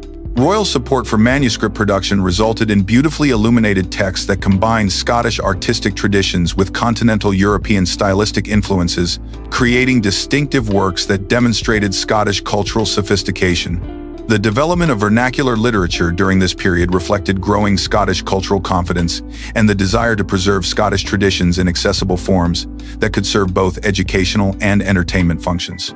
Epic poems celebrating Scottish military achievements, romantic literature exploring themes of courtly love and chivalric behavior, and historical chronicles recording Scottish achievements provided cultural foundations that strengthened Scottish identity while demonstrating the kingdom's participation in broader European literary developments. The establishment of Scotland as a significant European power through strategic marriage alliances created diplomatic networks that enhanced Scottish security while providing access to international political developments that affected Scottish interests. Alexander III's marriage to Margaret of England strengthened Scottish-English relations while demonstrating Scottish equality with other European royal houses. Subsequent marriage negotiations involving Scottish royal family members with French, Norwegian, and other European nobility reflected Scotland's emergence as a desirable diplomatic partner whose alliance was actively sought by major European powers. The economic foundation supporting Scottish international prominence involved systematic development of trade relationships that connected Scottish producers with European markets while generating revenues necessary for maintaining royal, governmental systems and military capabilities. Scottish wool exports became particularly important in international commerce, with Scottish wool achieving recognition for quality that enabled premium pricing in Flemish and other European textile centers. The development of Scottish urban centers as commercial hubs attracted foreign merchants while providing Scottish traders with secure bases for international commercial operations. The diplomatic achievements of Alexander III's reign extended beyond territorial settlements to encompass broader European relationships that recognized Scotland's status as an independent kingdom capable of pursuing its own foreign policy objectives without external interference. Scottish diplomatic representatives participated in major European negotiations, while foreign embassies sought Scottish support for various international initiatives. These developments reflected Scotland's emergence from the peripheral status that had characterized earlier centuries to become a recognized participant in European political affairs. The prosperity and territorial consolidation achieved under Alexander III came to an abrupt and catastrophic end on a stormy March night in 1286 when the king's horse stumbled on the treacherous coastal path near Kinghorn and Fife, throwing its rider to his death on the rocks below. Alexander III's decision to ride through the darkness to reach his young French wife, Yolande, at Kinghorn Castle, despite warnings from his counselors about the dangerous weather conditions, would prove to be one of the most consequential personal choices in Scottish history. The 44-year-old king's death left Scotland without a clear male heir, as his sons Alexander and David had predeceased him, creating a succession crisis that would ultimately destroy Scottish independence and plunge the kingdom into decades of warfare. The immediate succession fell to Alexander III's granddaughter, Margaret, known to history as the Maid of Norway, the 3-year-old daughter of King Eric II of Norway and Alexander III's deceased daughter, Margaret. The child's tender age and residence in Norway created unprecedented challenges for Scottish governance, as the kingdom had never before faced the prospect of rule by an infant monarch living in a foreign court. The Scottish nobility, recognizing the precarious nature of the situation, moved quickly to establish a regency government that could maintain royal authority while managing the complex diplomatic negotiations necessary to secure the young queen's return to Scotland. The Regency Council, dominated by 6 guardians representing the major noble families and ecclesiastical authorities, faced immediate challenges that tested the administrative systems built up over previous centuries. The guardians included Bishop Fraser of St. Andrews, the Comyn of Badenoch, the Bruces of Annandale, and other magnates whose competing interests and territorial ambitions created potential sources of conflict, even as they worked together to preserve royal authority. Their primary responsibilities involved maintaining law and order throughout the kingdom, while conducting delicate negotiations with Norway regarding Margaret's eventual return, and with England regarding the broader political implications of Scottish royal minority. The diplomatic complexities surrounding Margaret's status reflected the international connections that Scottish royal marriages had created over previous generations. As the daughter of the Norwegian king, Margaret possessed claims to Norwegian inheritance that complicated her position as Scottish queen. While her youth made her an attractive candidate for marriage alliances that could reshape the political landscape of Northern Europe, King Edward I of England immediately recognized the opportunities presented by the Scottish succession crisis, proposing a marriage between Margaret and his own son, Edward of Caernarfon, that would unite the Scottish and English crowns under English control.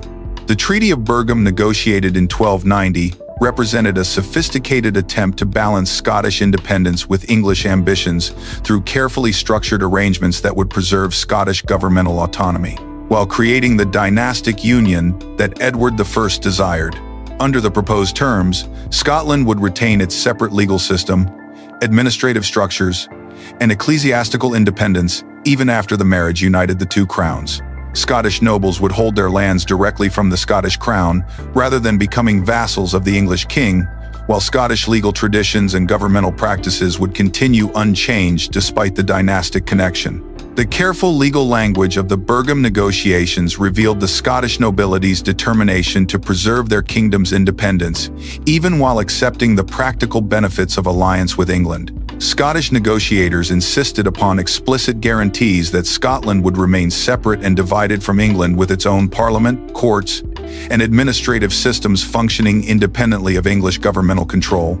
These provisions reflected lessons learned from previous periods of English overlordship and demonstrated Scottish commitment to maintaining their distinct national identity regardless of dynastic arrangements. The tragic death of Margaret during her voyage to Scotland in September 1290 destroyed these carefully constructed arrangements and created the succession crisis that would dominate Scottish politics for the next 2 decades. The 7-year-old queen died in Orkney, possibly from seasickness or disease contracted during the difficult North Sea crossing, leaving Scotland without any direct heir to Alexander III's line.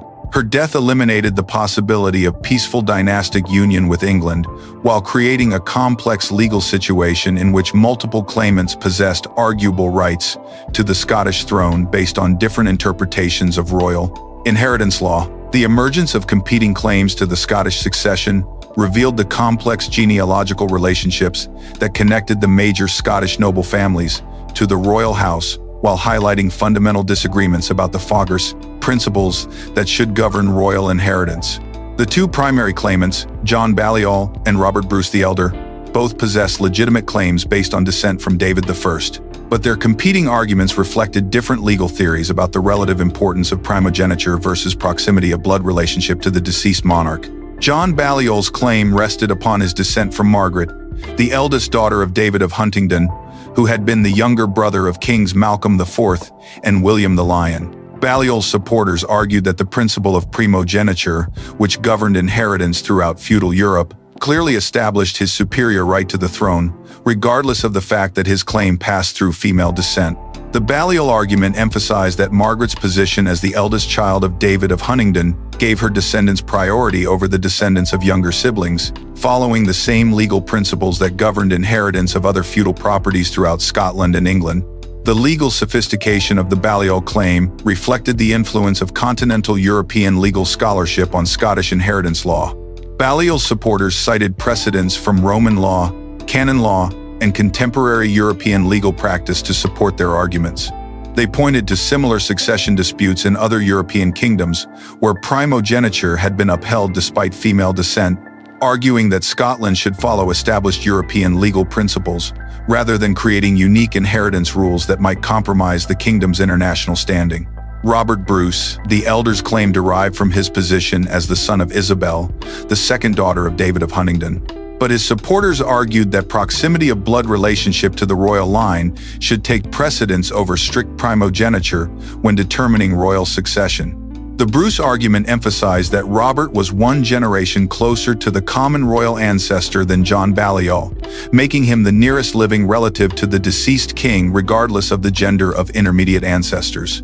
Bruce supporters contended that royal succession should follow different principles than ordinary feudal inheritance, as kingship involved personal relationships and military leadership that required the closest possible blood connection to the royal line. Bruce supporters pointed to historical precedents in Scottish royal succession where proximity of blood had been considered more important than strict primogeniture, particularly in cases where the succession involved female descent or complex genealogical relationships. Additional claimants complicated the legal situation further, as John Hastings claimed that the kingdom should be divided among all three daughters of David of Huntingdon, following the principle of partible inheritance that governs some feudal properties. Hastings argued that Scotland should be treated as a feudal inheritance subject to division rather than as an indivisible kingdom, a position that would have created multiple Scottish kingdoms and effectively destroyed the unified state that had been built up over previous centuries. The complexity of these competing legal arguments created a situation that transcended the capabilities of Scottish legal institutions, as no existing Scottish court possessed the authority or expertise necessary to adjudicate between claims that involve fundamental questions about the nature of kingship and the legal principles governing royal succession. The Scottish nobility recognized that any decision made by a purely Scottish tribunal would likely be rejected by unsuccessful claimants and could lead to civil war that would destroy the kingdom, regardless of the legal merits of different positions. The invitation to Edward I of England to serve as arbitrator in the succession dispute represented a fateful decision that reflected both the Scottish nobility's desperation to avoid civil war and their fundamental misunderstanding of Edward I's character and ambitions. Edward I had established a reputation as an effective legal arbitrator in previous European disputes. While his relationship with Alexander III had been generally cordial and based on mutual respect between independent monarchs, Scottish nobles apparently believed that Edward I would approach the Scottish succession dispute as a neutral arbitrator whose decision would be accepted by all parties and would restore stability to Scottish governance. Edward I's acceptance of the arbitration role came with conditions that should have alerted Scottish nobles to his broader ambitions, as he insisted upon recognition of his overlordship over Scotland before proceeding with the legal adjudication. Edward I argued that only a feudal superior possessed the authority to determine succession disputes within subordinate territories, and that his arbitration could only be legitimate if the Scottish claimants acknowledged his position as overlord of Scotland. This demand transformed what Scottish nobles had envisioned as neutral arbitration into a proceeding that would fundamentally alter Scotland's international status, regardless of which claimant ultimately received the crown.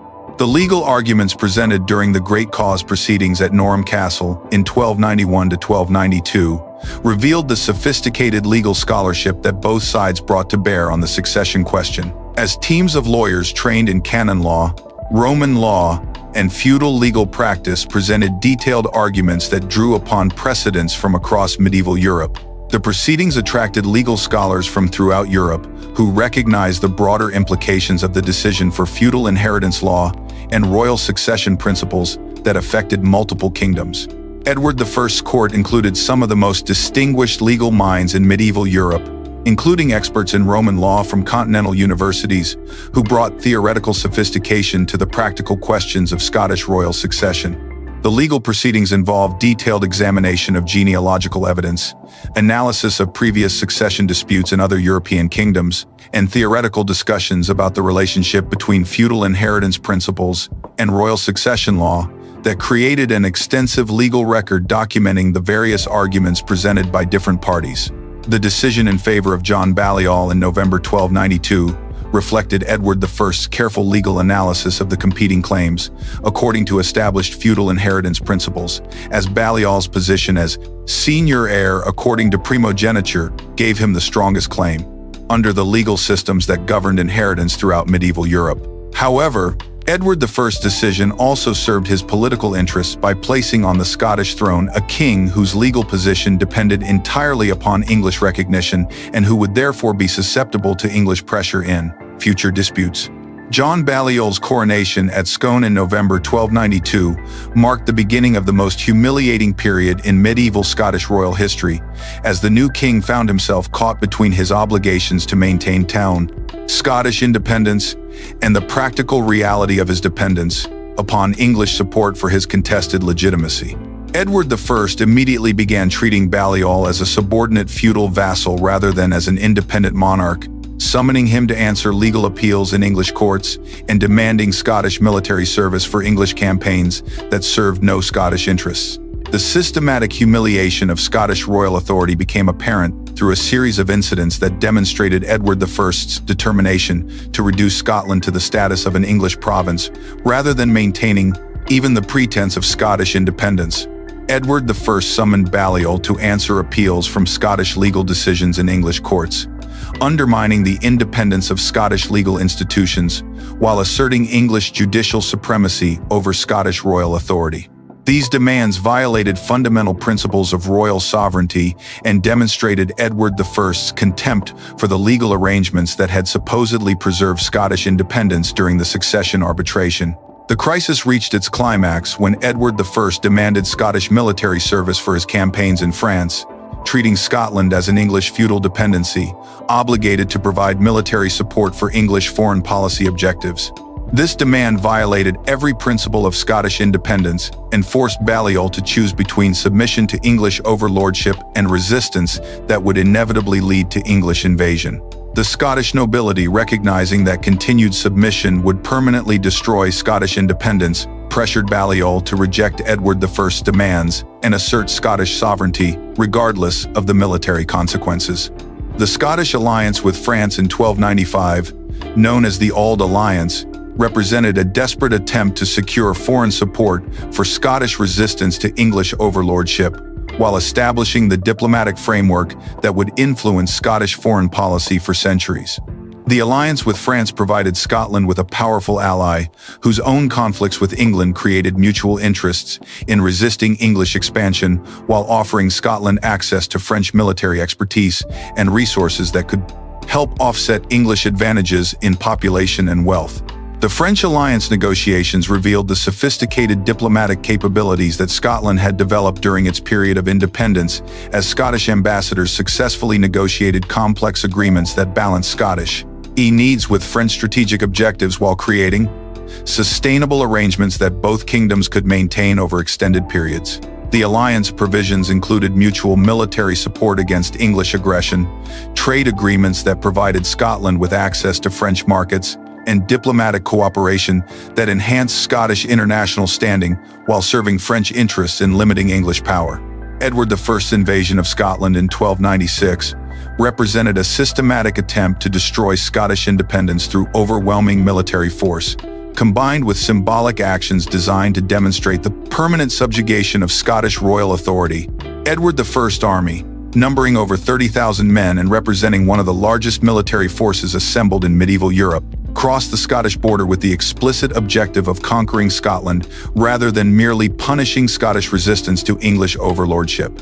The sack of Berwick upon Tweed in March 1296 demonstrated Edward I's determination to terrorize Scottish resistance through extreme brutality that violated contemporary standards of warfare and established precedents for the savage conduct that would characterize the subsequent English occupation.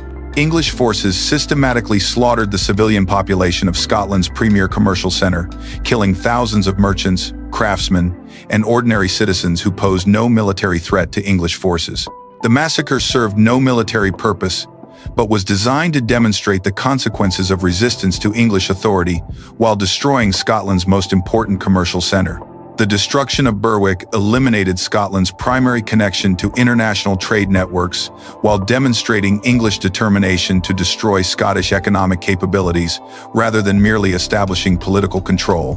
The systematic burning of warehouses, workshops, and residential areas destroyed decades of commercial development while eliminating the infrastructure necessary for Scotland's participation in European trade. The economic impact extended far beyond immediate destruction, to encompass the loss of commercial relationships and international connections that had taken generations to develop. The Battle of Dunbar in April 1296 resulted in the complete collapse of Scottish military resistance as English forces defeated a hastily assembled Scottish army that lacked the coordination and leadership necessary to resist Edward I's professional military machine. The Scottish defeat reflected not only English military superiority, but also the political divisions within Scotland that prevented effective coordination of resistance efforts.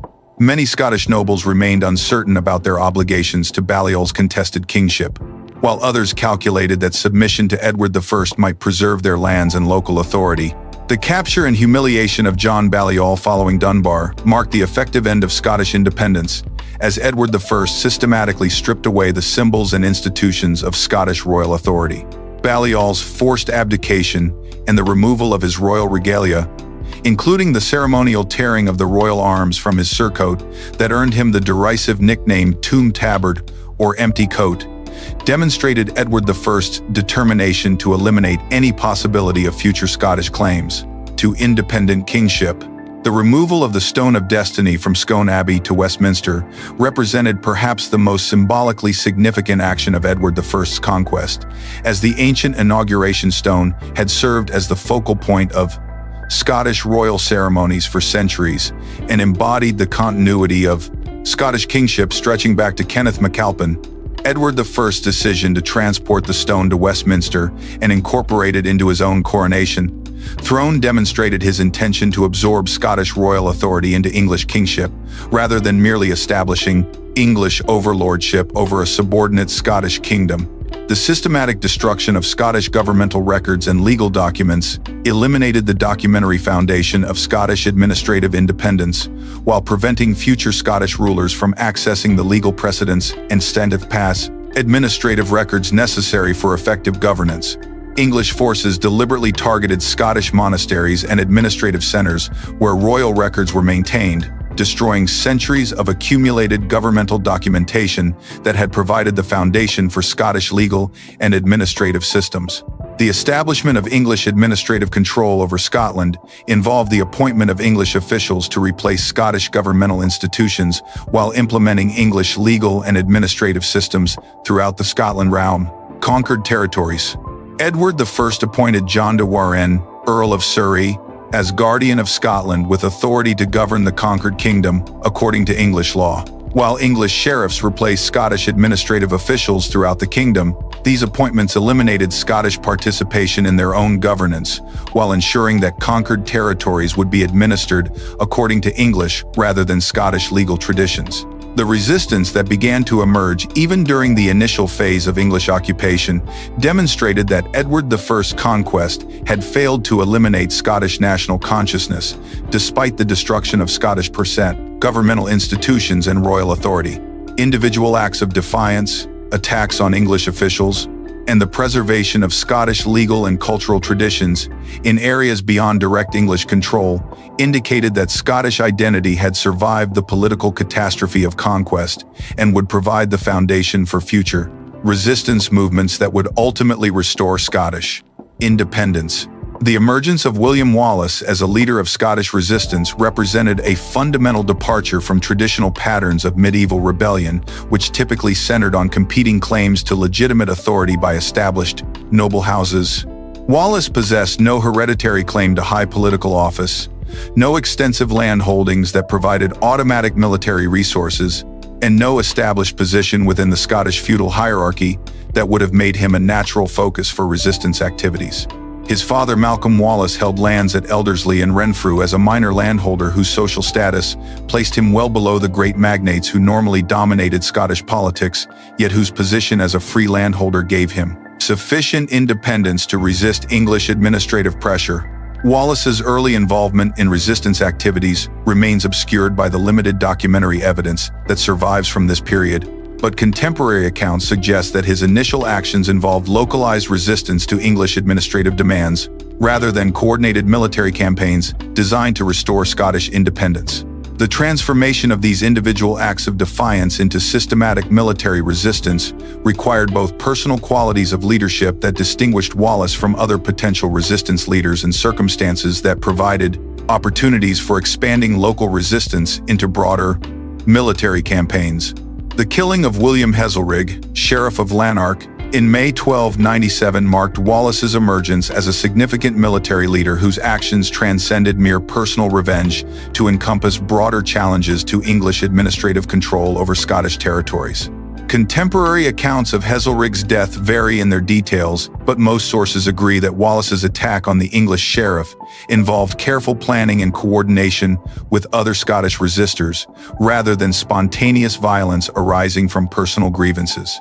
The systematic nature of the attack, which eliminated not only Heselrig but also several of his administrative subordinates, demonstrated Wallace's understanding that effective resistance required the disruption of English governmental systems rather than merely symbolic acts of defiance. The immediate aftermath of Heselrig's death revealed Wallace's remarkable ability to transform localized resistance into coordinated military campaigns that attracted support from across Scottish society. Within weeks of the Lanark incident, Wallace had assembled a force numbering several hundred men drawn from diverse social backgrounds, including minor landholders, urban craftsmen, rural peasants, and dispossessed members of the Scottish nobility who had lost their positions through English conquest. This heterogeneous military force reflected Wallace's appeal across traditional social boundaries, while demonstrating his ability to provide effective military leadership despite his lack of formal military training or noble birth. Wallace's military innovations became apparent during the summer campaigns of 1297, when his forces employed guerrilla tactics that exploited Scottish geographical advantages while avoiding direct confrontation with superior English heavy cavalry formations. Scottish resistance forces operated from bases in the dense forests and mountainous regions that provided natural protection from English military superiority while enabling rapid movement between different operational areas. These tactics required intimate knowledge of local terrain, combined with disciplined coordination among forces that lacked the formal military training typical of contemporary European armies. The coordination between Wallace's military campaigns and parallel resistance activities led by Andrew Murray in northern Scotland demonstrated the emergence of a genuinely national resistance movement that transcended regional loyalties and personal ambitions. Murray, whose social background as heir to a prominent noble family differed markedly from Wallace's minor landholder origins, had escaped from English captivity and established resistance operations throughout the northern regions, where his family's traditional influence provided ready access to military resources and local support networks. Murray's military campaigns in the north employed tactics similar to Wallace's southern operations, reflecting both the different geographical conditions and the varying social structures that characterize different regions of Scotland. Northern Scotland's clan-based social organization provided Murray with access to traditional military formations and leadership structures that had survived English conquest more effectively than the feudal arrangements that had dominated southern Scotland. Murray's forces included substantial numbers of Highland warriors whose traditional military skills and intimate knowledge of challenging terrain enabled effective resistance operations against English forces that were equipped and trained for different types of warfare.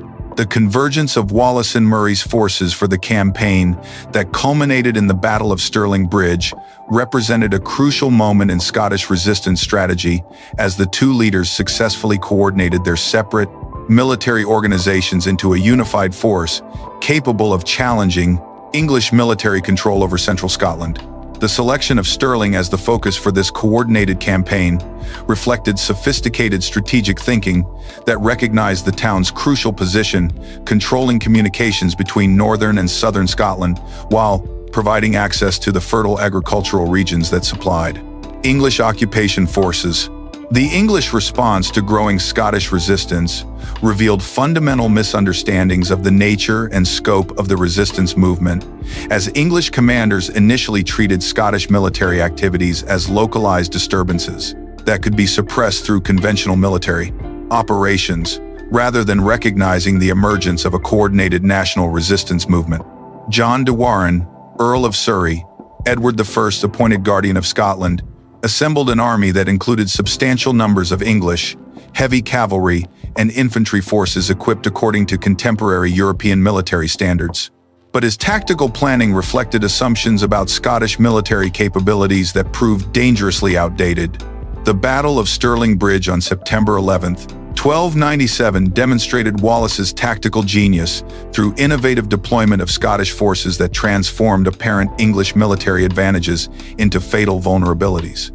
Wallace positioned his army on the northern side of the River Forth, allowing English forces to begin crossing the narrow bridge that provided the only practical crossing point in the immediate vicinity. The bridge's limited width meant that English forces could only cross in small numbers, negating their advantages in total force size, while creating opportunities for Scottish forces to engage superior English units under favorable tactical conditions. Wallace's timing of the Scottish attack revealed his sophisticated understanding of medieval military psychology and tactical coordination, as he allowed approximately half the English force to cross the bridge before launching his assault. This decision demonstrated remarkable tactical discipline, as premature attack would have enabled English forces to retreat across the bridge and reorganize their assault. While delayed attack might have allowed the entire English army to cross and deploy in effective battle formations, the precise timing required careful observation of English movements combined with disciplined control over Scottish forces that were eager to engage their enemies. The tactical execution of the Scottish assault involved coordinated infantry formations that exploited the confined space available to English forces while preventing organized English retreat across the bridge. Scottish forces employed long spears and other weapons specifically chosen for close-quarters combat in restricted terrain, while their intimate knowledge of local ground conditions enabled rapid movement and tactical flexibility that English forces could not match. The battle demonstrated that properly led and coordinated Scottish infantry could defeat English heavy cavalry when tactical conditions negated English advantages in individual combat skills and military equipment. The death of Andrew Murray during the battle deprived the Scottish resistance of one of its most capable military leaders, while leaving Wallace as the sole commander of Scottish forces at the moment of their greatest military success. Murray's loss represented more than the death of an individual leader, as his noble birth and family connections had provided crucial legitimacy for the resistance movement among Scottish nobles, who might otherwise have remained neutral or actively supported English rule. Wallace's elevation to sole leadership required him to assume political responsibilities for which his social background had not prepared him, while managing military campaigns that demanded increasingly sophisticated coordination and strategic planning. The aftermath of Stirling Bridge revealed the broader implications of Scottish military success, as news of the English defeat spread rapidly throughout Scotland and encouraged additional resistance activities in regions that had previously accepted English occupation. The psychological impact of demonstrating that English forces could be defeated encouraged Scottish nobles, who had submitted to English rule, to reconsider their positions while providing ordinary Scots with evidence that effective resistance was possible, despite English, military, and administrative advantages. Wallace's assumption of the title Guardian of Scotland reflected both his military achievements and the complex political situation created by the absence of legitimate royal authority following John Balliol's forced abdication. The guardianship represented an innovative constitutional arrangement that provided Wallace with the authority necessary for coordinating national resistance while avoiding claims to royal authority that might have alienated potential supporters who remained loyal to Balliol or other claimants to the Scottish throne. Wallace's guardianship drew its legitimacy from military success and popular support rather than hereditary right or ecclesiastical appointment, establishing precedents for Scottish governmental arrangements that would influence later constitutional developments. The international implications of Scottish military success became apparent through Wallace's diplomatic initiatives designed to secure foreign support for continued resistance against English occupation. Wallace's embassy to the French court in 1298 demonstrated his understanding that Scottish independence required international recognition and support that could offset English advantages in population and resources. The Scottish diplomatic mission successfully negotiated French acknowledgement of Scottish independence while securing promises of military assistance that provided crucial international legitimacy for the resistance movement. Wallace's diplomatic activities revealed sophisticated understanding of contemporary European political relationships, as he successfully presented Scottish resistance as part of broader European opposition to English expansion rather than merely a localized rebellion against legitimate authority. French support for Scottish independence served French strategic interests by creating military pressure on England's northern frontier while demonstrating French commitment to limiting English territorial expansion. The diplomatic success provided Scotland with international recognition that strengthened the resistance movement's legitimacy while creating obligations for continued French support. The military innovations that Wallace introduced during his guardianship reflected both his tactical genius and his systematic efforts to adapt Scottish military capabilities to meet the challenges of sustained warfare against English occupation force. Wallace's military reforms included improved training for Scottish infantry formations, standardization of weapons and equipment that enhanced tactical coordination, and development of supply systems that enabled extended military campaigns far from traditional Scottish bases. These innovations transformed Scottish military forces from loosely coordinated resistance bands into disciplined armies capable of sustained operations against professional English forces. The Battle of Falkirk on July 22, 1298 demonstrated both the achievements and limitations of Wallace's military innovations. When Scottish forces encountered Edward I's personal leadership of a reorganized English army that had adapted its tactics to counter Scottish advantages revealed at Stirling Bridge. Edward I's army included substantial numbers of Welsh longbowmen, whose missile capabilities provided English forces with tactical options that had been unavailable during previous campaigns, while English cavalry formations employed new tactical approaches designed specifically to counter Scottish infantry tactics that had proven effective at Stirling Bridge. Wallace's tactical deployment at Falkirk revealed his continued innovative approach to battlefield command, as he arranged Scottish forces in defensive formations known as schiltrons that maximized the effectiveness of Scottish spear-armed infantry while providing protection against English cavalry charges. The schiltron formations consisted of circular or rectangular arrangements of spearmen, whose long weapons created protective barriers that cavalry could not penetrate, while maintaining sufficient tactical flexibility to respond to changing battlefield conditions.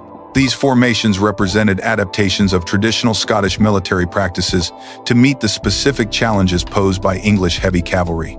The failure of Scottish cavalry and the defection of Scottish nobles during the battle revealed the continuing political divisions within Scottish society that undermined military effectiveness, despite Wallace's tactical innovations. Scottish heavy cavalry, composed primarily of nobles, whose loyalty to the resistance movement remained questionable, withdrew from the battle at crucial moments when their support might have enabled Scottish victory.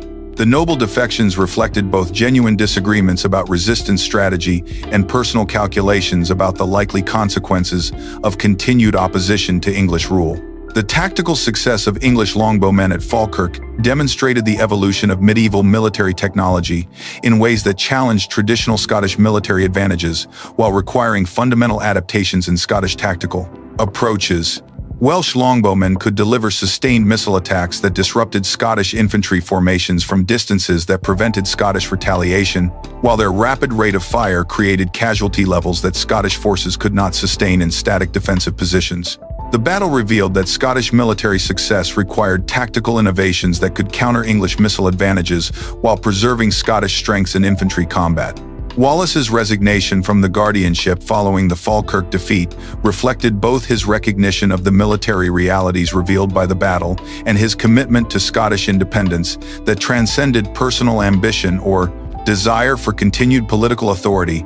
The resignation demonstrated Wallace's understanding that effective resistance leadership required adaptation to changing military and political circumstances, while his continued involvement in diplomatic activities revealed his ongoing commitment to Scottish independence.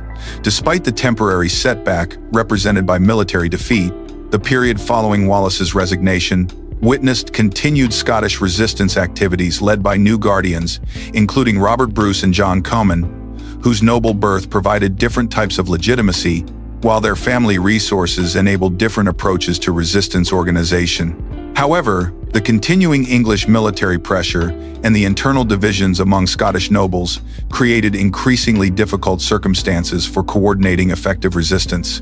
While Edward I's systematic campaigns of destruction eliminated much of the economic foundation necessary for sustained military operations, Wallace's capture near Glasgow in August 1295 resulted from betrayal by Scottish associates, whose motivations reflected the complex personal and political calculations that influenced individual decisions about resistance participation.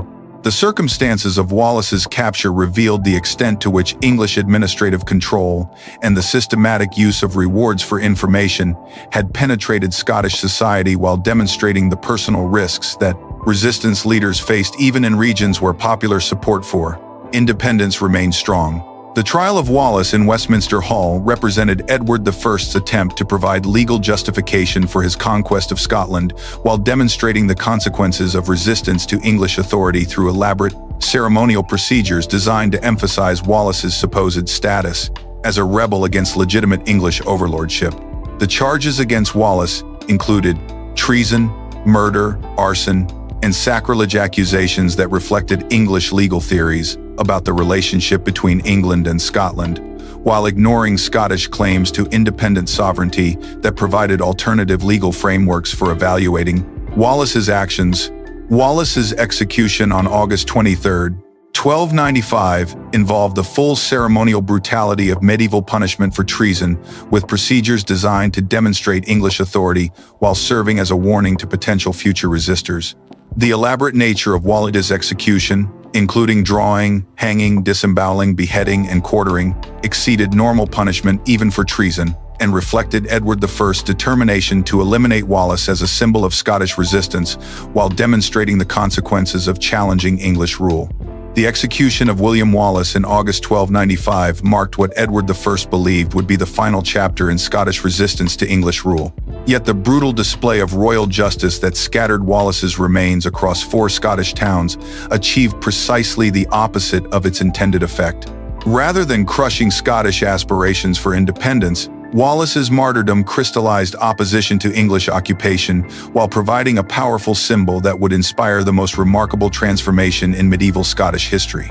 Within months of Wallace's death, the complex web of noble rivalries, territorial ambitions, and personal grievances that had fragmented Scottish resistance would converge around an unlikely figure whose path to the throne would be paved with sacrilege, excommunication, and ultimately triumph. Robert Bruce, Earl of Carrick and grandson of the competitor who had lost the great cause to John Balliol, had spent the decade following Edward I's conquest navigating the treacherous currents of Anglo-Scottish politics with calculated pragmatism that often placed him at odds with his own nationalist inclinations. His family's substantial landholdings in both Scotland and England created conflicting loyalties that forced Bruce to balance his hereditary claims to the Scottish throne against the practical necessity of maintaining Edward I's favor to protect his English estates. This delicate equilibrium had led Bruce to fight alongside English forces at Falkirk, earning him the bitter enmity of many Scots who viewed such collaboration as treasonous. While his periodic involvement in Scottish resistance activities had generated suspicion among English administrators who questioned his ultimate reliability, the deteriorating relationship between Bruce and Edward I during 1295 reflected growing tensions over territorial disputes and Bruce's increasing frustration with his subordinate position within the English political system. Edward I's systematic redistribution of Scottish lands to English nobles had threatened Bruce's own territorial holdings while demonstrating that even cooperative Scottish nobles could expect no permanent security under English rule.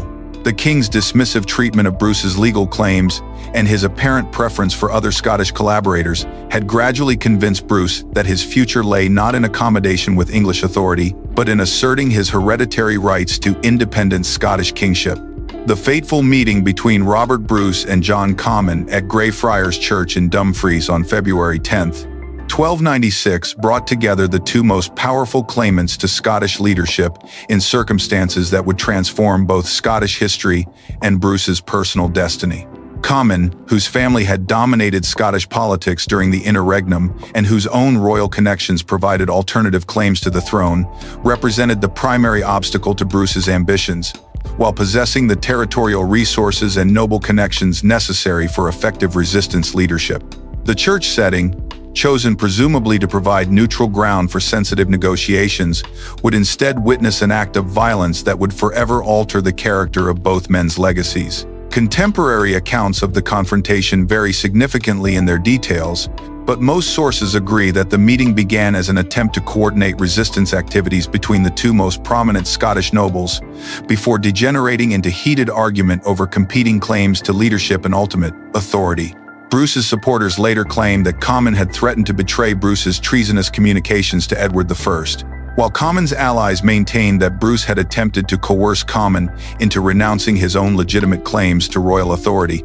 The precise sequence of events that led to violence remains disputed, but the outcome was undeniable. John Comyn lay dying on the church floor, struck down by Bruce's dagger in an act that violated both sacred sanctuary and feudal law.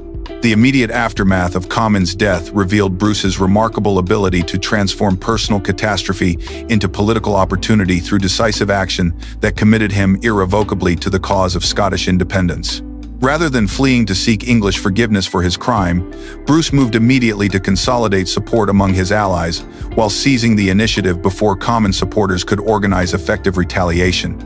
His supporters quickly secured Dumfries Castle and began mobilizing military forces throughout southwestern Scotland, while Bruce himself rode north towards Scone to claim the Scottish crown, before news of Comyn's death could reach Edward I and precipitate immediate English military response.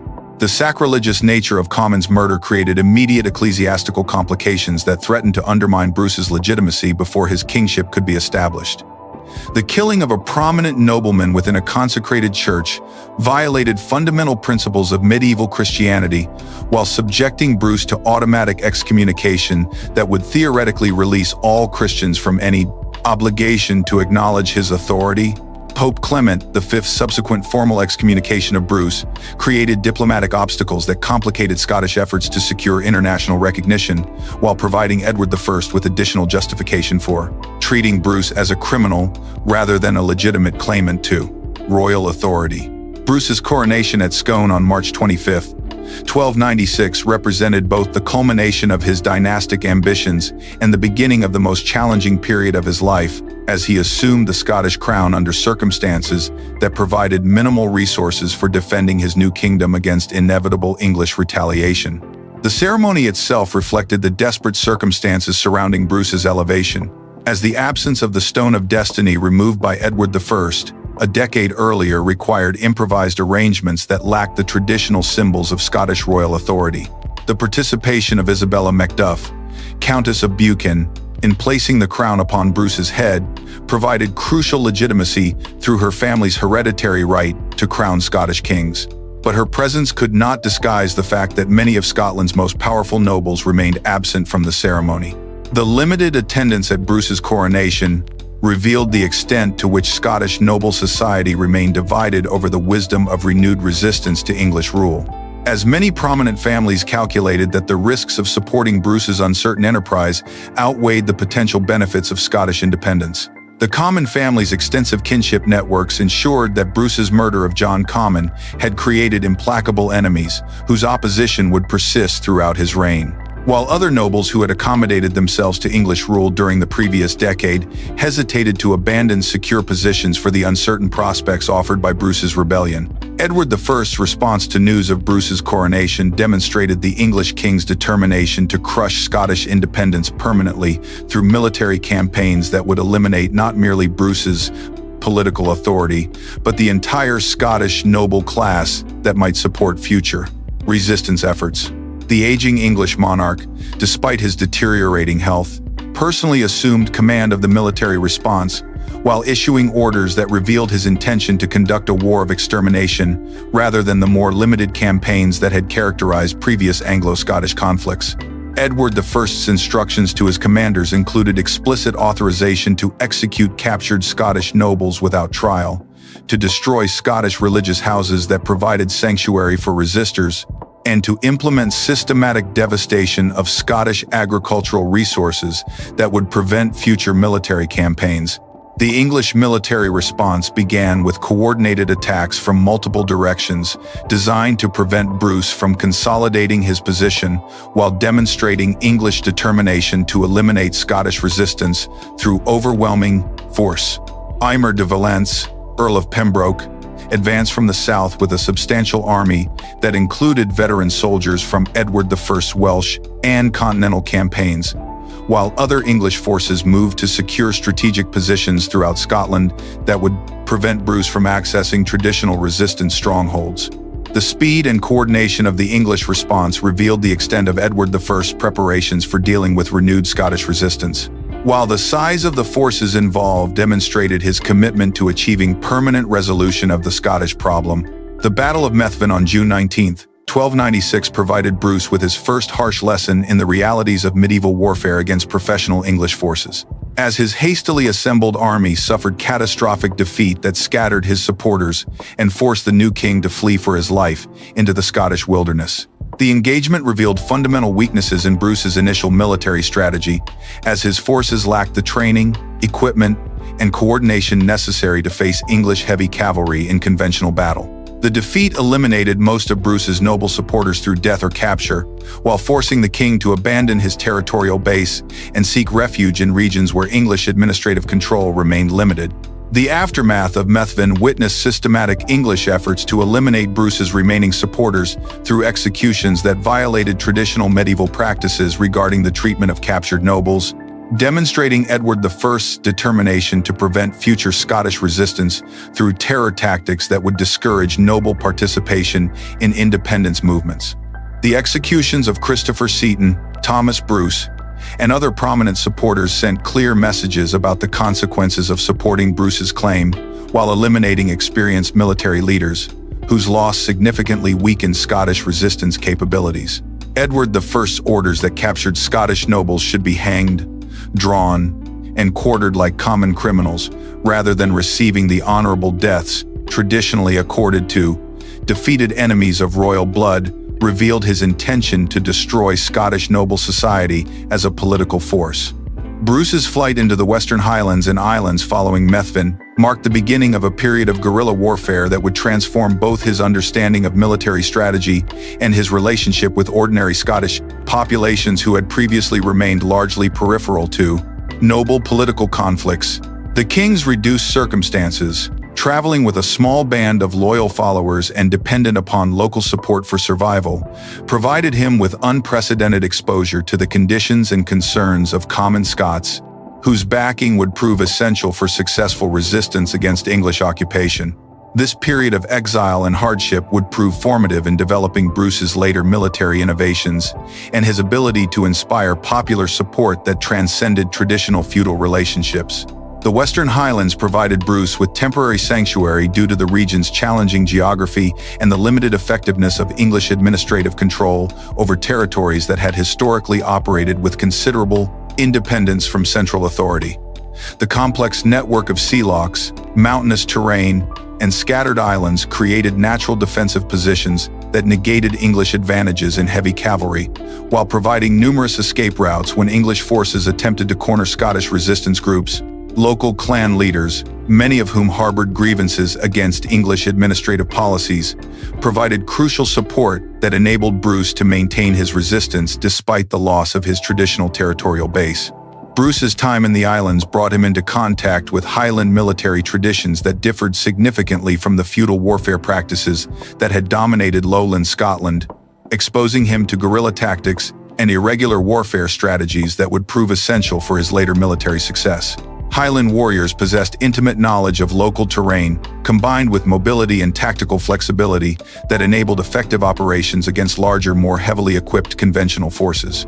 Their traditional emphasis on rapid movement, surprise attacks, and immediate withdrawal to secure positions provided Bruce with alternative military models that could be adapted to broader resistance campaigns throughout Scotland.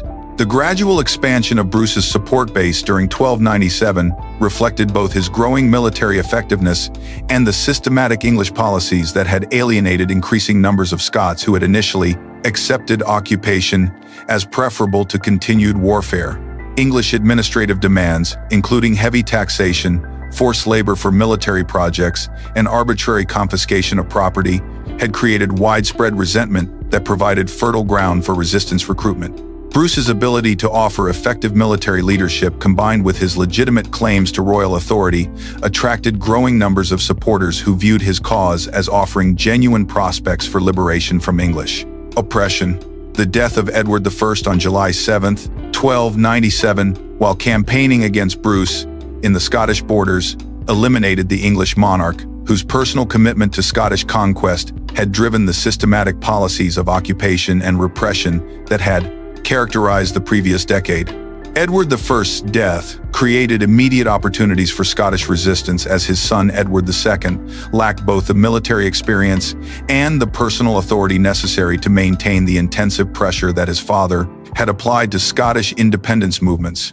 The new English king's immediate withdrawal from Scotland to secure his position in England provided Bruce with crucial breathing space to consolidate his support while developing the military capabilities necessary for sustained resistance.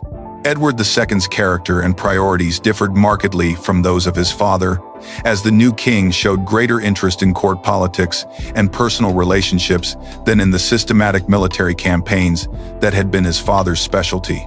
This shift in English royal priorities created opportunities for Scottish resistance that Bruce quickly moved to exploit, launching campaigns designed to recapture strategic positions while demonstrating Scottish military capabilities to potential supporters who had remained neutral during the initial phase of his rebellion. The reduced English military pressure enabled Bruce to transition from purely defensive guerrilla operations to more aggressive campaigns that could achieve tangible territorial gains.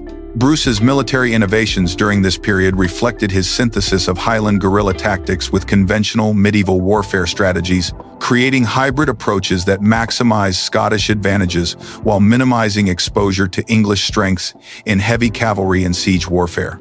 His forces adopted practices of rapid movement between widely separated operational areas, making it impossible for English commanders to predict Scottish objectives while forcing English forces to disperse their strength across multiple potential targets.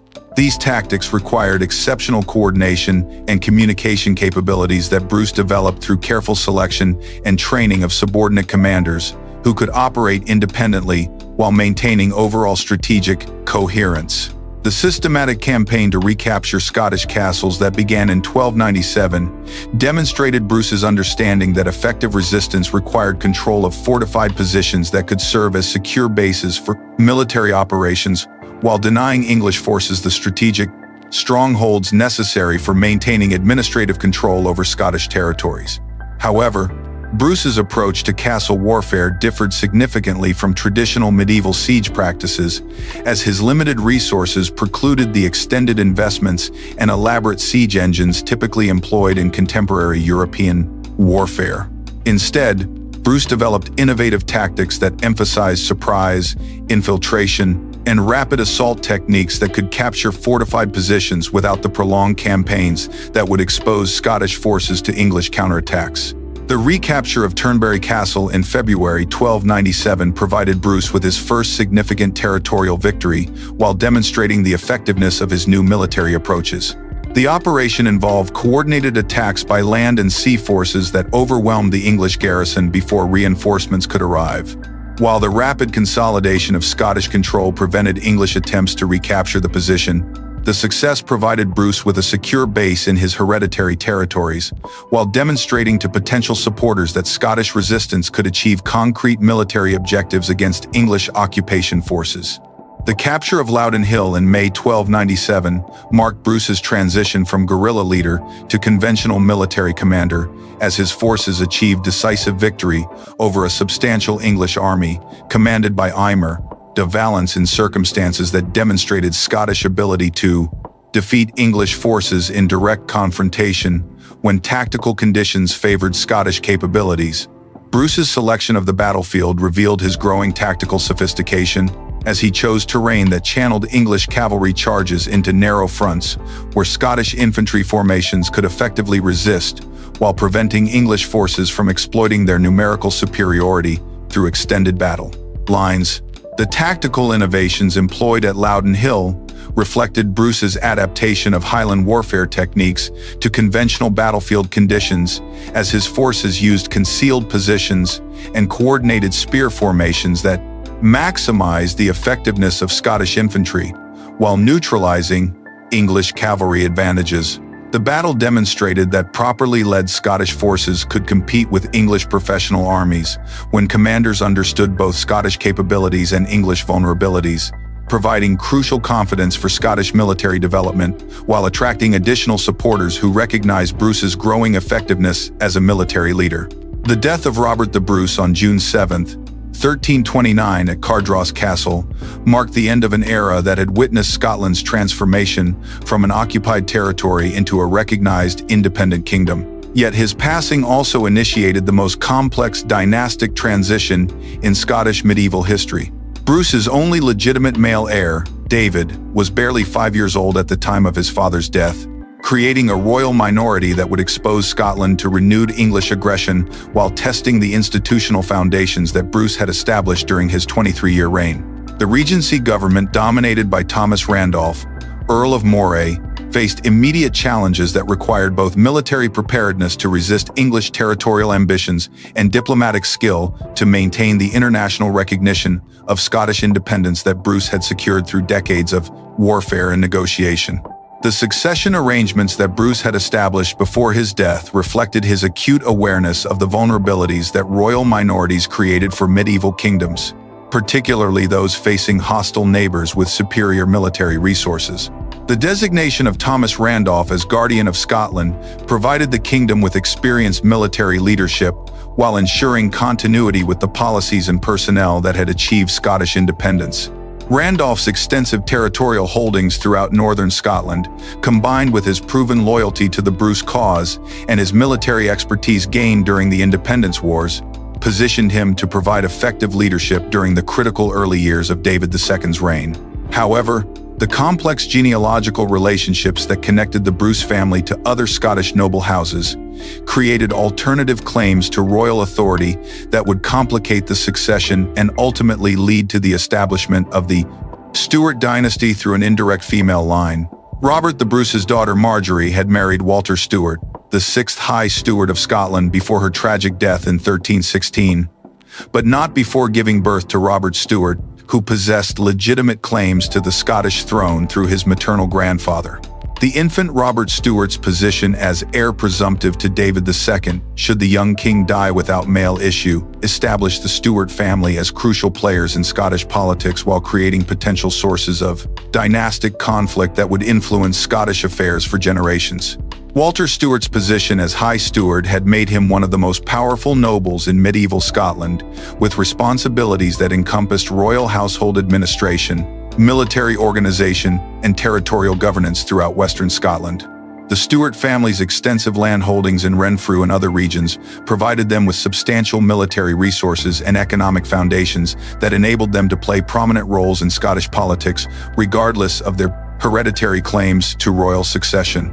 The family's consistent support for Scottish independence during the wars with England had established their credentials as reliable defenders of Scottish sovereignty while creating personal relationships with other prominent Scottish families that would prove essential during future political crises.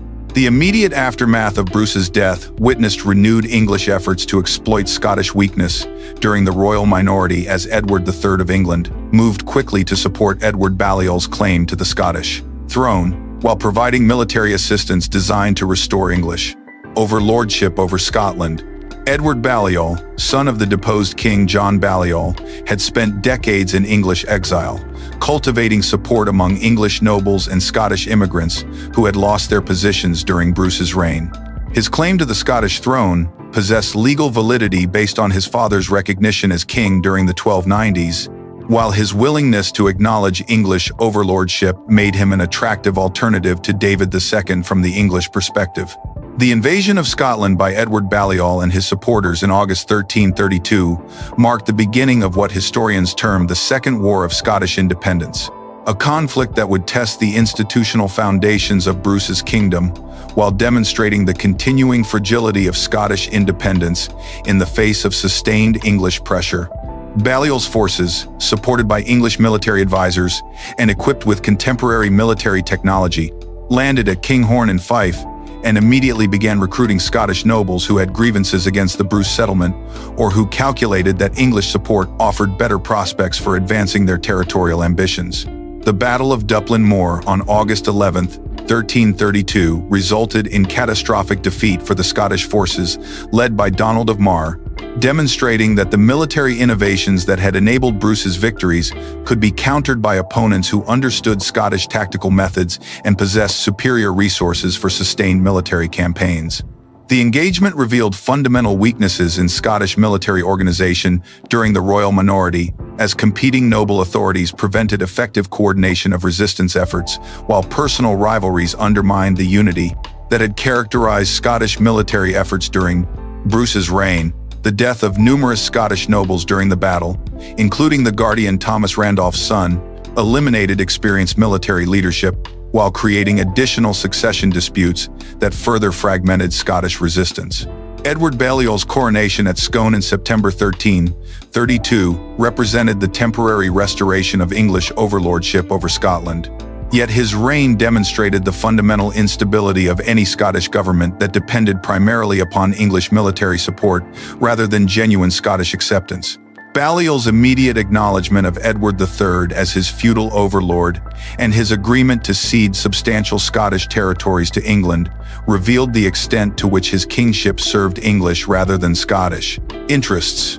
The disinherited, as Balliol's Scottish supporters became known, represented primarily nobles who had lost lands during Bruce's reign and who viewed English support as their only means of recovering their former positions.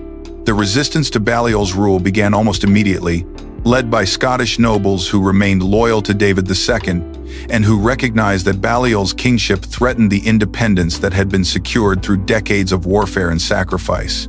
Archibald Douglas, younger brother of the famous James Douglas who had died carrying Bruce's heart to the Holy Land, emerged as the leader of Scottish resistance while serving as guardian during the continuing royal minority. Douglas's military campaigns employed the guerrilla tactics that had proven effective during the independence wars, avoiding direct confrontation with superior English forces while maintaining pressure on Balliol's supporters and preventing the consolidation of English administrative control.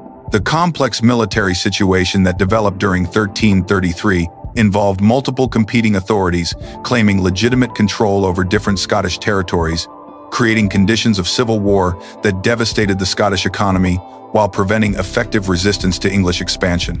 Edward III's personal involvement in Scottish affairs, including his siege of Berwick upon Tweed, demonstrated English determination to achieve permanent resolution of the Scottish problem through overwhelming military force. Combined with systematic destruction of Scottish resistance capabilities, the siege of Berwick involved some of the most advanced military technology available in 14th century Europe, including sophisticated siege engines and coordinated naval operations that revealed English commitment to achieving decisive military victory. The Battle of Halidon Hill on July 19, 1333 represented the culmination of English military pressure against Scottish resistance, resulting in another devastating defeat that eliminated much of the Scottish military leadership, while demonstrating English tactical superiority in conventional battlefield engagements. The battle occurred when Scottish forces attempted to relieve the English siege of Berwick, but English deployment of massed longbowmen, supported by disciplined infantry formations, created killing fields that Scottish cavalry and infantry could not penetrate. The systematic destruction of Scottish military formations revealed that English military innovations had neutralized the tactical advantages that had enabled Scottish success during the independence wars.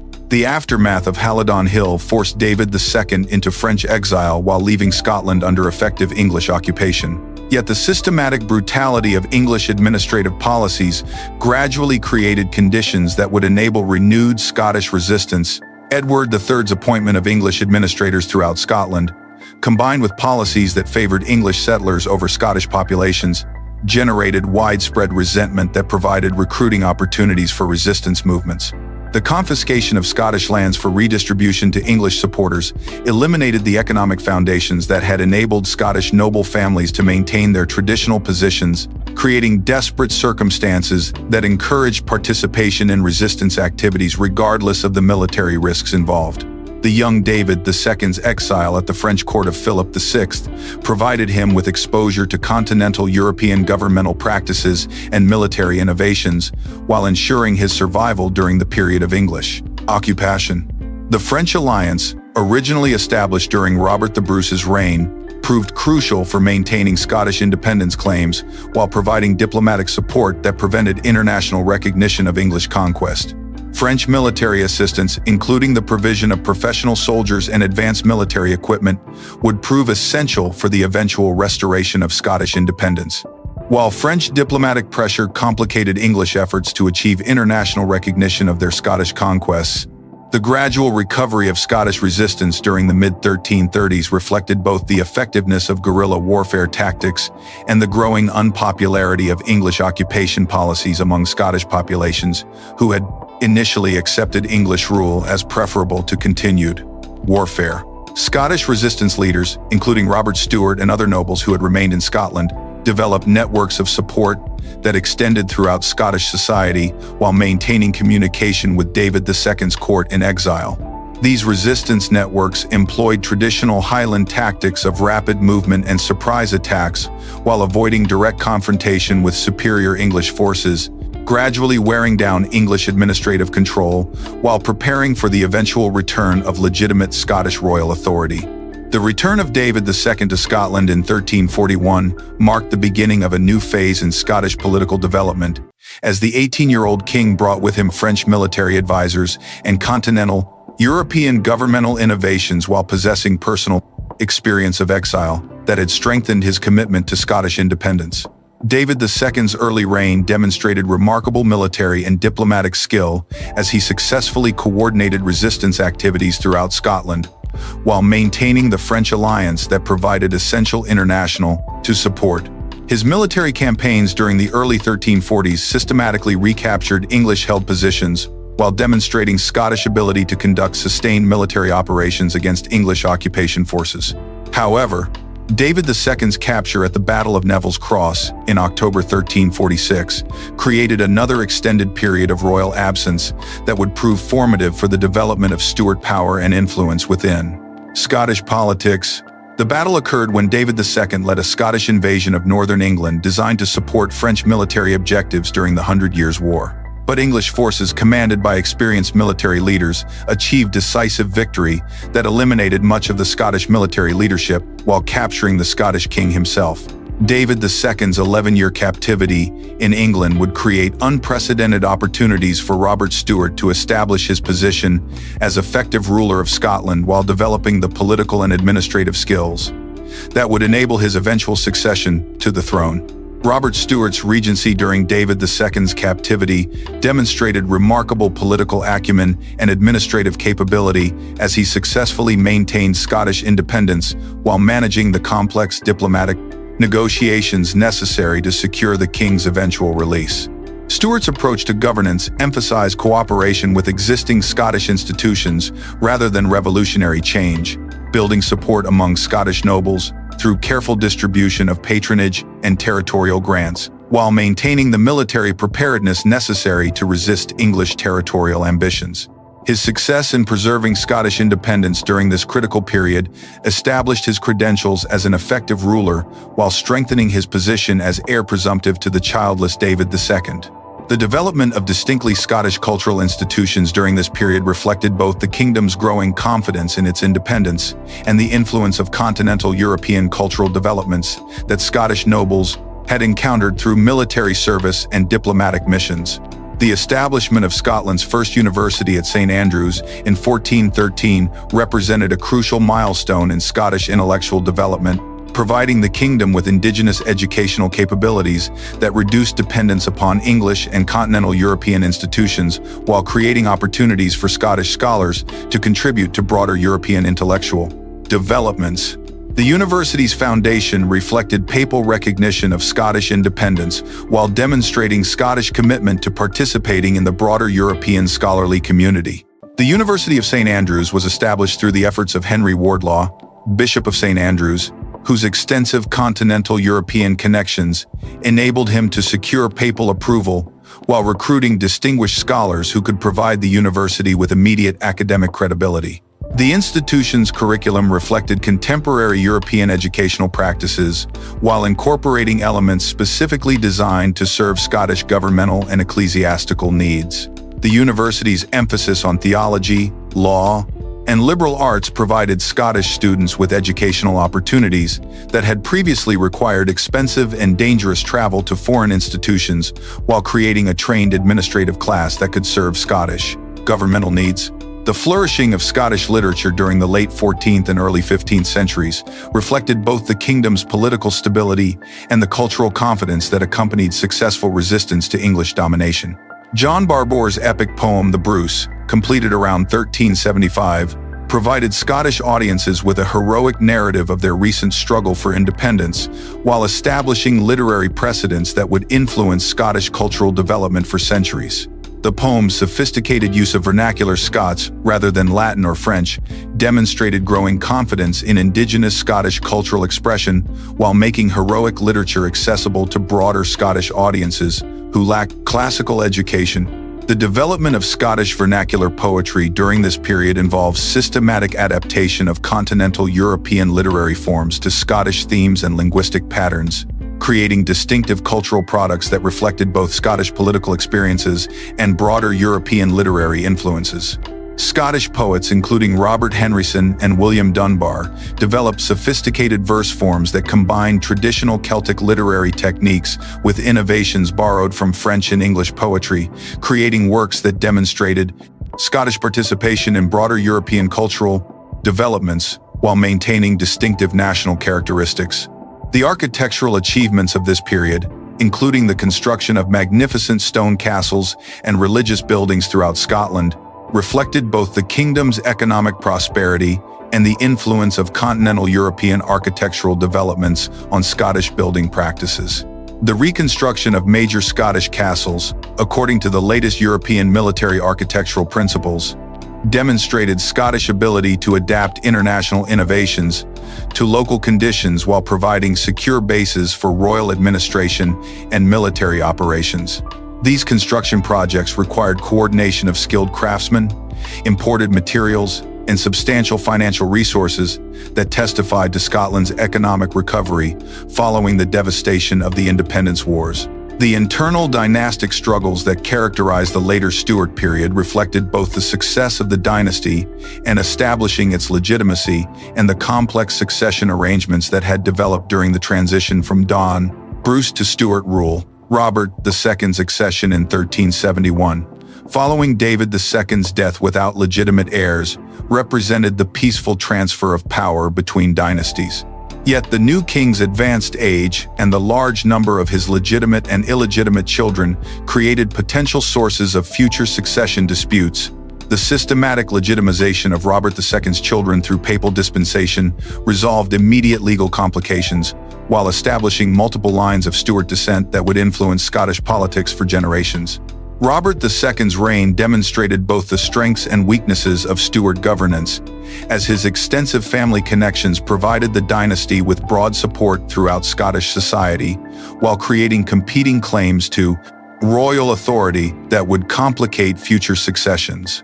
The king's relatively passive approach to governance, reflecting both his advanced age at accession and his preference for delegating authority to capable subordinates, established precedents for Stewart kingship that emphasized cooperation with noble elites, rather than the more assertive royal authority that had characterized previous Scottish monarchs.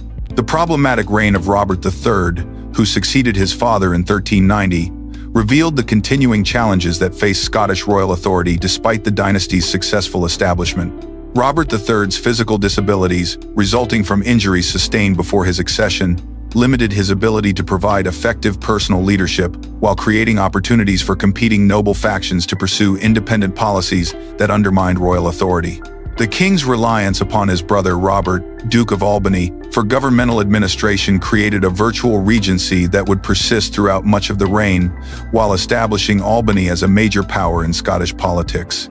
The complex relationship between Robert III and the Duke of Albany reflected broader tensions within Scottish noble society regarding the appropriate balance between royal authority and noble independence that had developed during the extended periods of royal minority and absence that had characterized Scottish politics since David II's accession. Albany's extensive territorial holdings and administrative experience positioned him as the most powerful noble in Scotland. Yet his ambitions for expanded authority created conflicts with royal prerogatives that would influence Scottish politics throughout the early 15th century. The Duke's effective control over royal governmental machinery enabled him to pursue policies that served his family's interests while maintaining the appearance of loyalty to legitimate royal authority. The capture and probable murder of David Stewart, Duke of Rothesay and heir to the throne in 1402, represented the culmination of the power struggle between Robert III and the Duke of Albany, while creating succession arrangements that would bring James Stewart, the king's youngest son, to the throne under circumstances that would define his entire reign.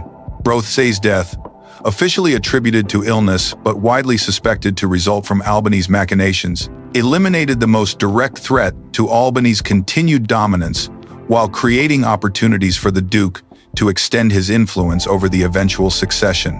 The circumstances surrounding Rothesay's death revealed the extent to which personal rivalries and territorial ambitions had corrupted Scottish governmental processes, while demonstrating the continuing fragility of royal authority.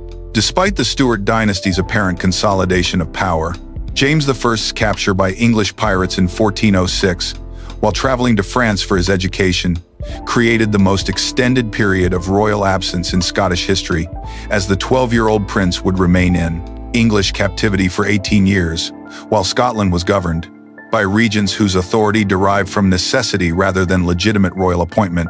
The Duke of Albany's assumption of the regency provided him with unprecedented opportunities to consolidate his family's power while pursuing policies that served his territorial ambitions rather than broader Scottish interests.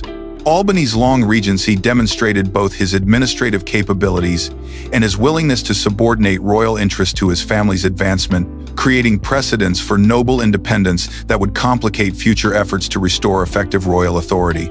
The impact of James I's extended captivity on Scottish governmental development proved profound and lasting, as the absence of legitimate royal authority encouraged the development of alternative power structures that operated independently of traditional monarchical control.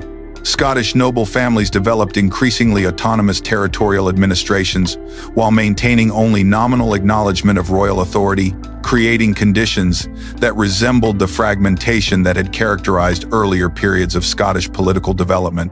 The Regency government's inability to prevent these developments reflected both the inherent limitations of delegated authority and the specific weaknesses created by Albany's prioritization of his family's interests over broader governmental effectiveness.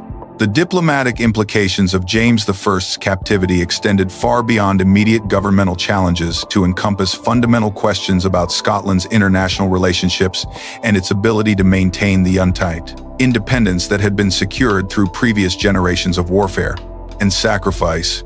English control over the Scottish king provided England with unprecedented leverage in Scottish affairs, while complicating Scottish efforts to maintain the French alliance that had proven essential for resisting English territorial ambitions. The ransom negotiations that dominated Anglo-Scottish diplomacy during James I's captivity revealed the extent to which English policy sought to exploit Scottish weakness while avoiding the military commitments that would be required for renewed conquest attempts. James I's return from English captivity in 1424 had initiated a period of aggressive royal centralization that fundamentally altered the relationship between the Scottish crown and its nobility. Yet his assassination in 1437 at Blackfriars Monastery in Perth demonstrated the violent resistance that such policies could provoke among nobles, whose traditional autonomy had been systematically curtailed. The conspiracy that ended James I's life involved some of Scotland's most prominent noble families, including Walter Stewart, Earl of Atholl, whose own claims to the throne provided additional motivation for eliminating a king whose authoritarian methods had alienated much of the Scottish political establishment. The brutal circumstances of the king's death, cornered in the monastery's sewer system where he had sought refuge from his assassins, reflected both the personal hatred that James I's policies had generated and the collapse of the reverence for royal authority that had traditionally protected Scottish monarchs. Even during periods of political conflict, the accession of 6-year-old James II in 1437 created another extended royal minority that would test the institutional foundations of Scottish monarchy while providing opportunities for noble families to reassert the independence that James I had systematically undermined. The regency arrangements established following the young king's coronation reflected the complex balance of power that had emerged from the previous reign's conflicts with competing noble factions maneuvering to control royal policy while avoiding the open confrontation that had characterized the final years of James I's rule. Archibald Douglas, 5th Earl of Douglas, emerged as the dominant figure in the new Regency government, leveraging his family's extensive territorial holdings and military resources to establish effective control over royal administration while maintaining the appearance of legitimate governmental authority. The Douglas family's ascendancy during James II's minority represented the culmination of a century-long process of territorial accumulation and political maneuvering that had made them the most powerful noble house in Scotland outside the royal family itself. Their lands stretched across the Scottish borders and into the central lowlands, encompassing some of the kingdom's most fertile agricultural regions and strategically important fortified positions. The family's military reputation, established during the Independence Wars and maintained through subsequent generations of service to the Scottish crown, provided them with both the resources and the legitimacy necessary to dominate Scottish politics during periods of royal weakness. However, the Douglas dominance also represented a fundamental threat to royal authority that would require systematic dismantling once James II achieved his majority and began asserting personal control over governmental affairs. The concentration of military power and territorial resources in the hands of a single noble family created conditions that resembled the fragmentation of royal authority that had characterized earlier periods of Scottish political development. While the Douglases' extensive international connections, particularly with England and France, enabled them to pursue independent diplomatic policies that could compromise Scottish sovereignty, the family's control over key border fortresses provided them with the capability to negotiate independently with English authorities, while their French connections offered alternative sources of military support that could challenge royal authority. James II's personal assumption of royal authority in 1449 marked the beginning of a systematic campaign to restore royal supremacy through policies that combined careful political maneuvering with decisive military action designed to eliminate the Douglas threat permanently. The young king's approach differed significantly from his father's confrontational methods, as James II demonstrated remarkable political sophistication in isolating the Douglases from potential allies while building coalitions of support among other noble families who viewed Douglas dominance as threatening to their own interests. This strategy required careful attention to the complex web of kinship relationships, territorial disputes, and personal grievances that connected Scottish noble families, while maintaining the delicate balance between royal authority and noble autonomy that had proven so difficult for previous Scottish monarchs. The king's marriage to Mary of Guelders in 1449 provided crucial international legitimacy for his anti-Douglas policies while securing access to continental European military technology and expertise that would prove essential for the systematic reduction of Douglas strongholds. Mary's connections to the Burgundian court, one of the most sophisticated political and cultural centers in 15th century Europe, brought Scottish royal administration into contact with advanced governmental techniques and military innovations that enhanced royal capabilities while demonstrating Scotland's emergence as a significant European power. The Queen's substantial dowry provided financial resources that enabled James II to maintain professional military forces and conduct extended siege operations against fortified positions that had previously been considered impregnable. The systematic campaign against Douglas power began with careful legal maneuvering designed to isolate individual family members while avoiding direct confrontation with the full Douglas military coalition. James II employed sophisticated legal arguments to challenge Douglas territorial claims and administrative appointments, using royal courts and ecclesiastical authorities to undermine Douglas legitimacy while building cases for the forfeiture of specific properties and offices. These legal proceedings demonstrated the king's understanding that successful elimination of Douglas power required both military victory and legal justification that would prevent future challenges to royal actions while establishing precedents for royal authority over noble territorial holdings. The dramatic confrontation at Stirling Castle in February 1452, when James II personally stabbed William Douglas, 8th Earl of Douglas, during a royal dinner, represented the culmination of months of escalating tension between the crown and the Douglas family, while demonstrating the king's willingness to employ extreme measures to eliminate threats to royal authority. The circumstances surrounding Douglas's death revealed James II's careful preparation for this decisive moment, as the king had assembled sufficient military forces to deal with immediate Douglas retaliation, while ensuring that other noble families would support royal actions rather than rallying to Douglas' support. The killing occurred during discussions about Douglas's refusal to abandon his alliance with the Earl of Crawford and other nobles who had formed a confederation that challenged royal authority, with James demanding that Douglas dissolve these relationships as a condition for continued royal favor. The immediate aftermath of Douglas's murder demonstrated James II's political maturity and military preparedness, as royal forces moved quickly to secure strategic positions throughout Douglas territory, while preventing coordinated retaliation from Douglas supporters. The king's brothers, James Douglas, 9th Earl of Douglas, and Archibald Douglas, Earl of Moray, initially attempted to organize resistance to royal actions, but their efforts were undermined by the systematic political preparation that had preceded the Stirling incident. Many potential Douglas allies had been neutralized through royal grants and political agreements, while others calculated that supporting the crown offered better prospects for advancing their own territorial ambitions than continuing loyalty to a family whose power was clearly waning. The siege and destruction of Douglas strongholds throughout 1452 and 1453 employed the most advanced military technology available in 15th century Europe, including massive siege cannons that could breach stone fortifications that had previously been considered impregnable. James II's personal fascination with artillery technology led him to import cannon founders from continental Europe while establishing Scottish foundries that could produce the heavy guns necessary for systematic siege warfare.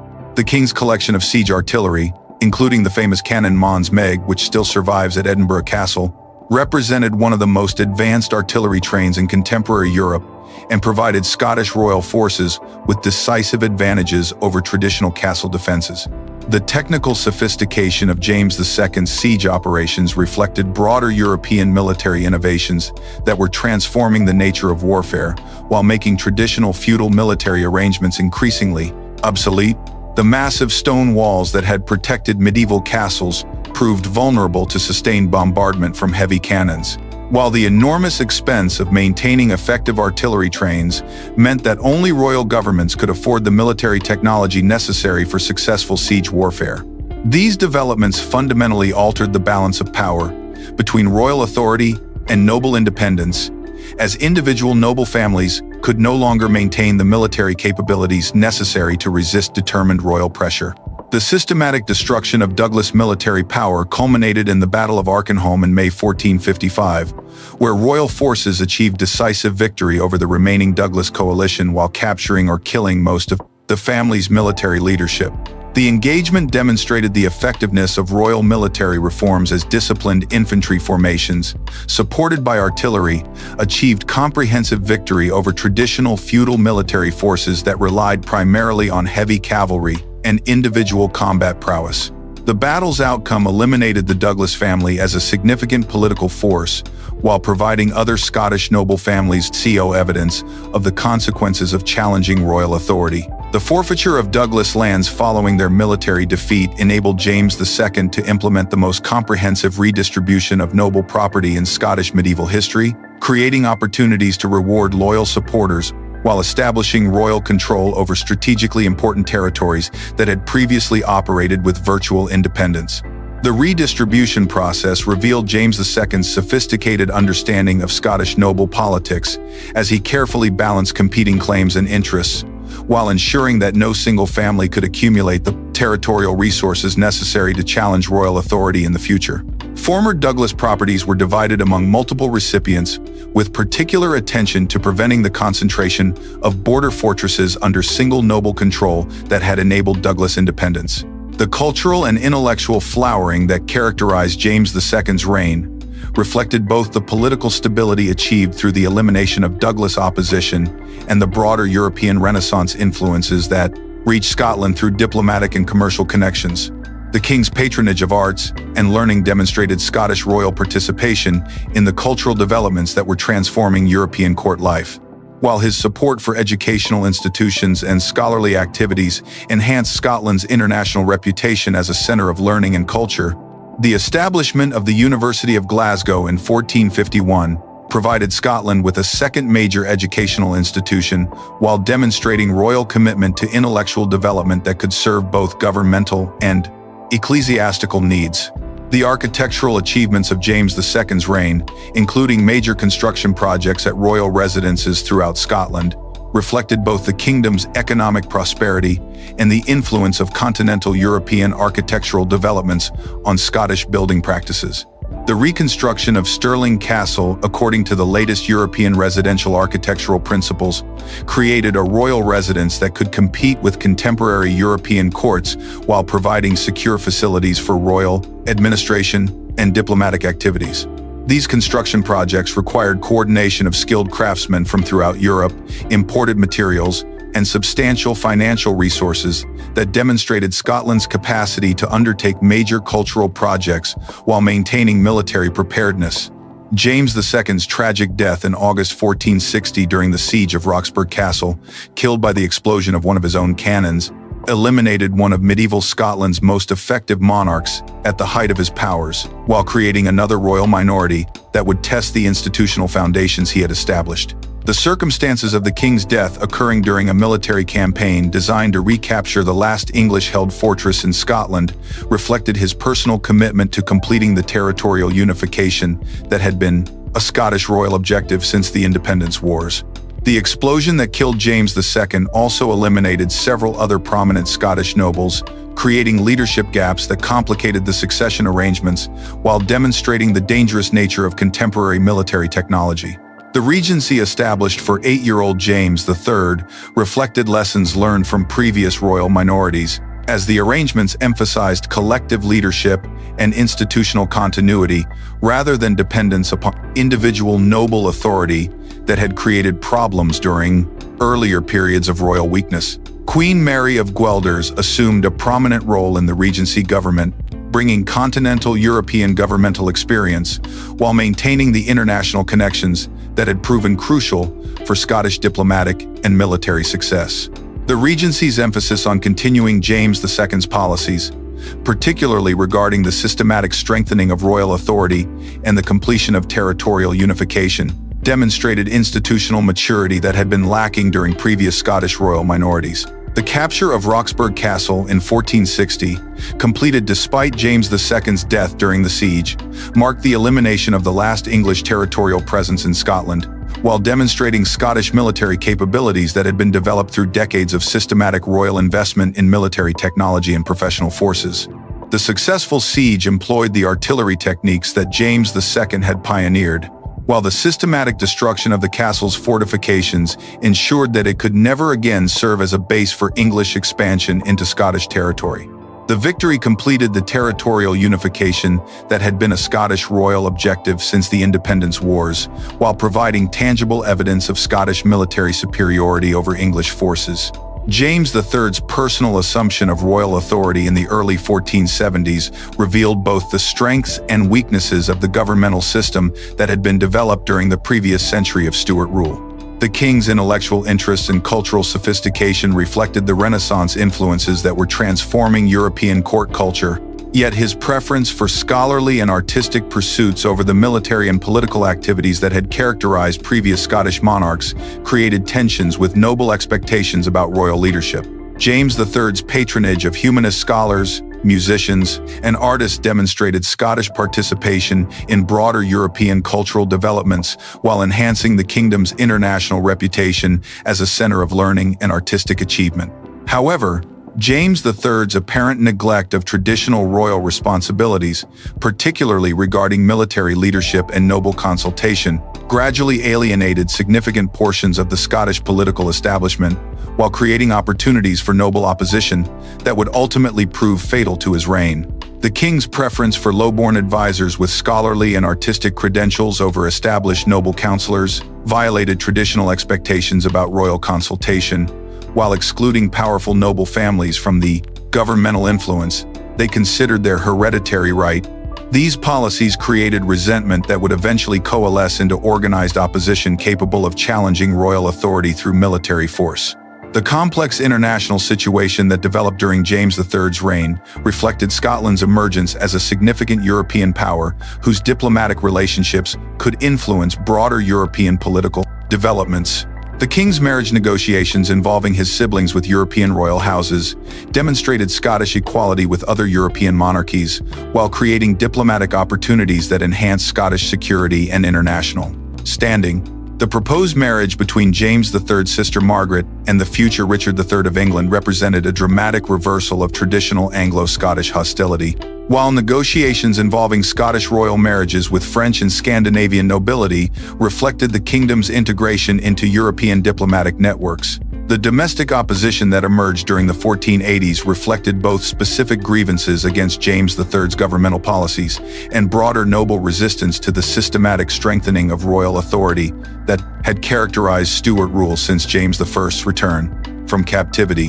The conspiracy that culminated in the king's death at the Battle of Southsheburn in June 1488 involved some of Scotland's most prominent noble families who justified their rebellion through claims that James III had violated traditional royal obligations while pursuing policies that threatened Scottish independence and noble rights.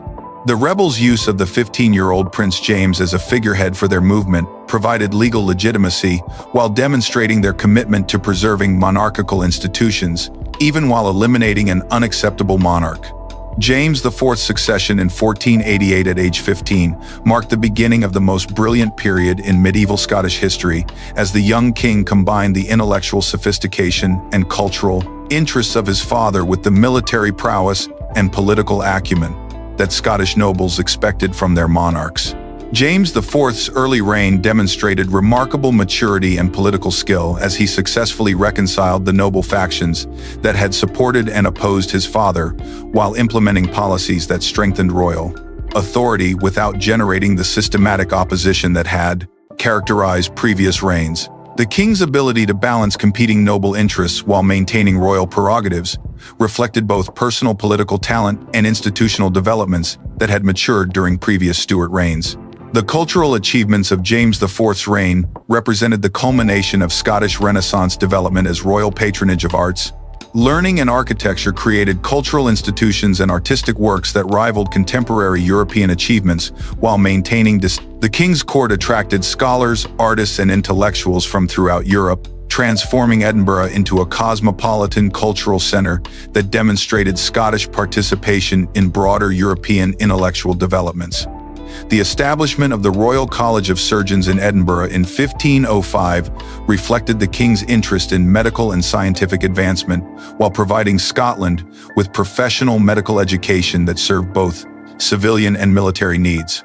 James IV's personal intellectual interests encompassed an extraordinary range of subjects including medicine, theology, languages, and natural philosophy, while his practical skills included surgery, dentistry, and various crafts that demonstrated his commitment to hands-on learning and experimentation. Contemporary accounts describe the king performing dental procedures and surgical operations, while his patronage of alchemical experiments and mechanical innovations reflected Renaissance interests in empirical investigation and technological development. The king's linguistic abilities, which included fluency in Latin, French, Spanish, and several other languages, enabled him to participate personally in diplomatic negotiations while demonstrating Scottish cultural sophistication to foreign ambassadors. The architectural projects undertaken during James IV's reign, including major construction at Holyrood Palace, Stirling Castle, and other royal residences, reflected both the kingdom's economic prosperity and the influence of continental European architectural developments on Scottish building practices. The Great Hall at Stirling Castle, completed during James IV's reign, represented one of the finest examples of late medieval royal architecture in Europe, with sophisticated stone carving, elaborate timber work, and innovative heating systems that demonstrated Scottish mastery of contemporary building techniques. These construction projects required coordination of skilled craftsmen from throughout Europe, while showcasing Scottish wealth and cultural sophistication to foreign visitors. The complex diplomatic relationships that James IV maintained with European powers reflected Scotland's emergence as a significant player in European politics, whose alliances were actively sought by major powers competing for advantage in the complex international situation that characterized early 16th century Europe. The king's marriage to Margaret Tudor, daughter of Henry VII of England in 1503, represented a dramatic shift in Anglo-Scottish relations, while demonstrating Scottish equality with other European royal houses through this prestigious marriage alliance. The elaborate ceremonies surrounding the royal wedding, which attracted representatives from throughout Europe, provided Scotland with unprecedented international visibility while showcasing the kingdom's wealth and cultural sophistication. However, the fundamental tensions between Scotland's traditional French alliance and the new English connection created diplomatic complications that would ultimately prove irreconcilable when broader European conflicts forced Scotland to choose between competing loyalties.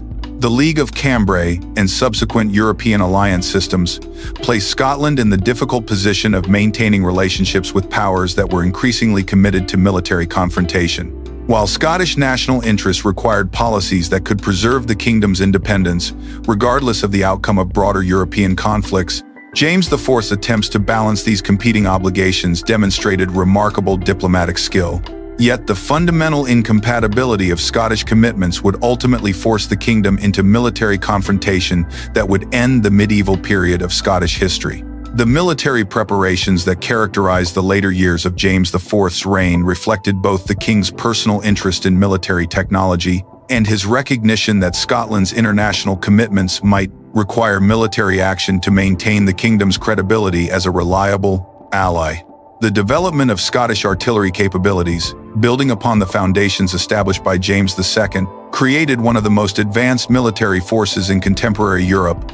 While demonstrating Scottish technological sophistication, the king's personal involvement in military training and weapons development reflected Renaissance ideals about royal leadership, while ensuring that Scottish forces possessed the capabilities necessary for successful military operations against contemporary European armies. The invasion of England in August 1513, undertaken in response to French requests for Scottish military assistance against the English invasion of France, represented James IV's commitment to honoring Scottish alliance obligations. Despite the personal risks involved in confronting English forces that possessed significant advantages in numbers and resources, the Scottish army that crossed the border represented the largest and best-equipped military force in Scottish history, with advanced artillery, professional infantry formations, and noble cavalry that reflected decades of military development and substantial financial investment. The campaign's initial success, including the capture of several English border fortresses, demonstrated Scottish military capabilities while fulfilling Scottish obligations to provide meaningful assistance to French allies. The Battle of Flodden on September 9, 1513, represented both the culmination of medieval Scottish military development and the tragic end of the most successful period in Scottish medieval history. James IV's decision to accept battle against the English army commanded by the Earl of Surrey reflected his confidence in Scottish military capabilities and his commitment to decisive action that could achieve strategic objectives rather than the limited raids that had characterized previous Anglo-Scottish warfare.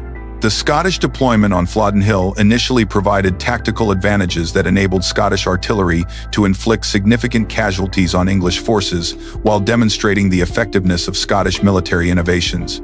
However, the tactical developments during the battle revealed fundamental weaknesses in Scottish military organization that proved fatal, despite the army's technological sophistication and numerical strength.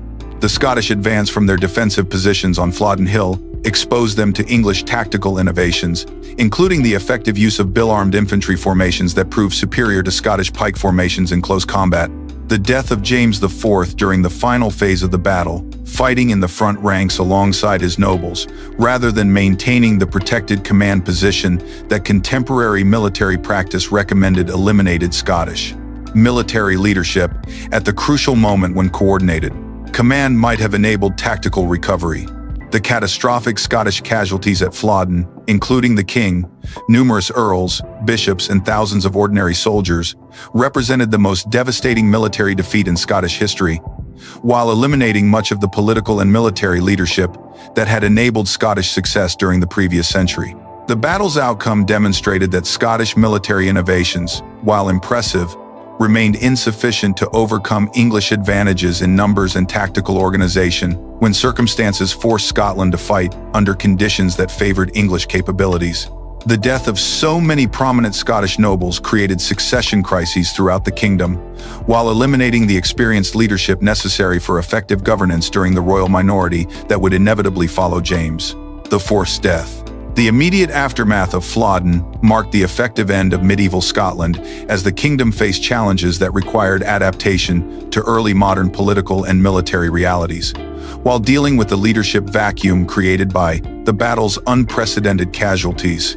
The accession of 17-month-old James V created the longest and most challenging royal minority in Scottish history, while the systematic destruction of Scottish military capabilities at Flodden eliminated the kingdom's ability to resist English pressure through traditional military means.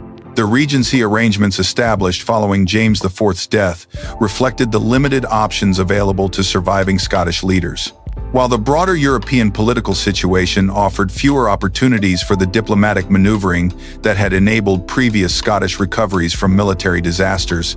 The transformation of Scotland from a medieval kingdom into an early modern state would require fundamental changes in governmental organization, military technology, and international relationships that built upon the foundations established during the medieval period while adapting to new political and military realities. The Stewart dynasty's survival of the Flodden catastrophe and their eventual success in maintaining Scottish independence during the challenging circumstances of the 16th century testify to the institutional strength that had been developed during the medieval period. While the cultural and intellectual achievements of the Renaissance monarchy provided foundations for continued Scottish participation in European civilization, despite the political and military challenges that lay ahead. Thus ended the medieval period of Scottish history, not with conquest or political collapse, but with a military catastrophe that eliminated an entire generation of Scottish leadership while demonstrating both the achievements and limitations of medieval Scottish civilization. The kingdom that James IV had led to destruction at Flodden represented the culmination of 5 centuries of political development that had transformed Scotland from a collection of competing tribal territories into a unified, European power capable of influencing continental politics while maintaining its distinctive national identity. The tragic conclusion of this medieval achievement at Flodden would require Scottish survivors to develop new approaches to governance, warfare, and diplomacy that would enable the kingdom's survival and eventual prosperity during the early modern period that was about to begin. Tonight's story comes to an end here, but the past never truly goes silent. It lingers like a candle's last glow, whispering its warnings, its wonders, and its unanswered questions into the present. If this journey moved you, leave a like, subscribe to Ancient Luminaries, and tell me in the comments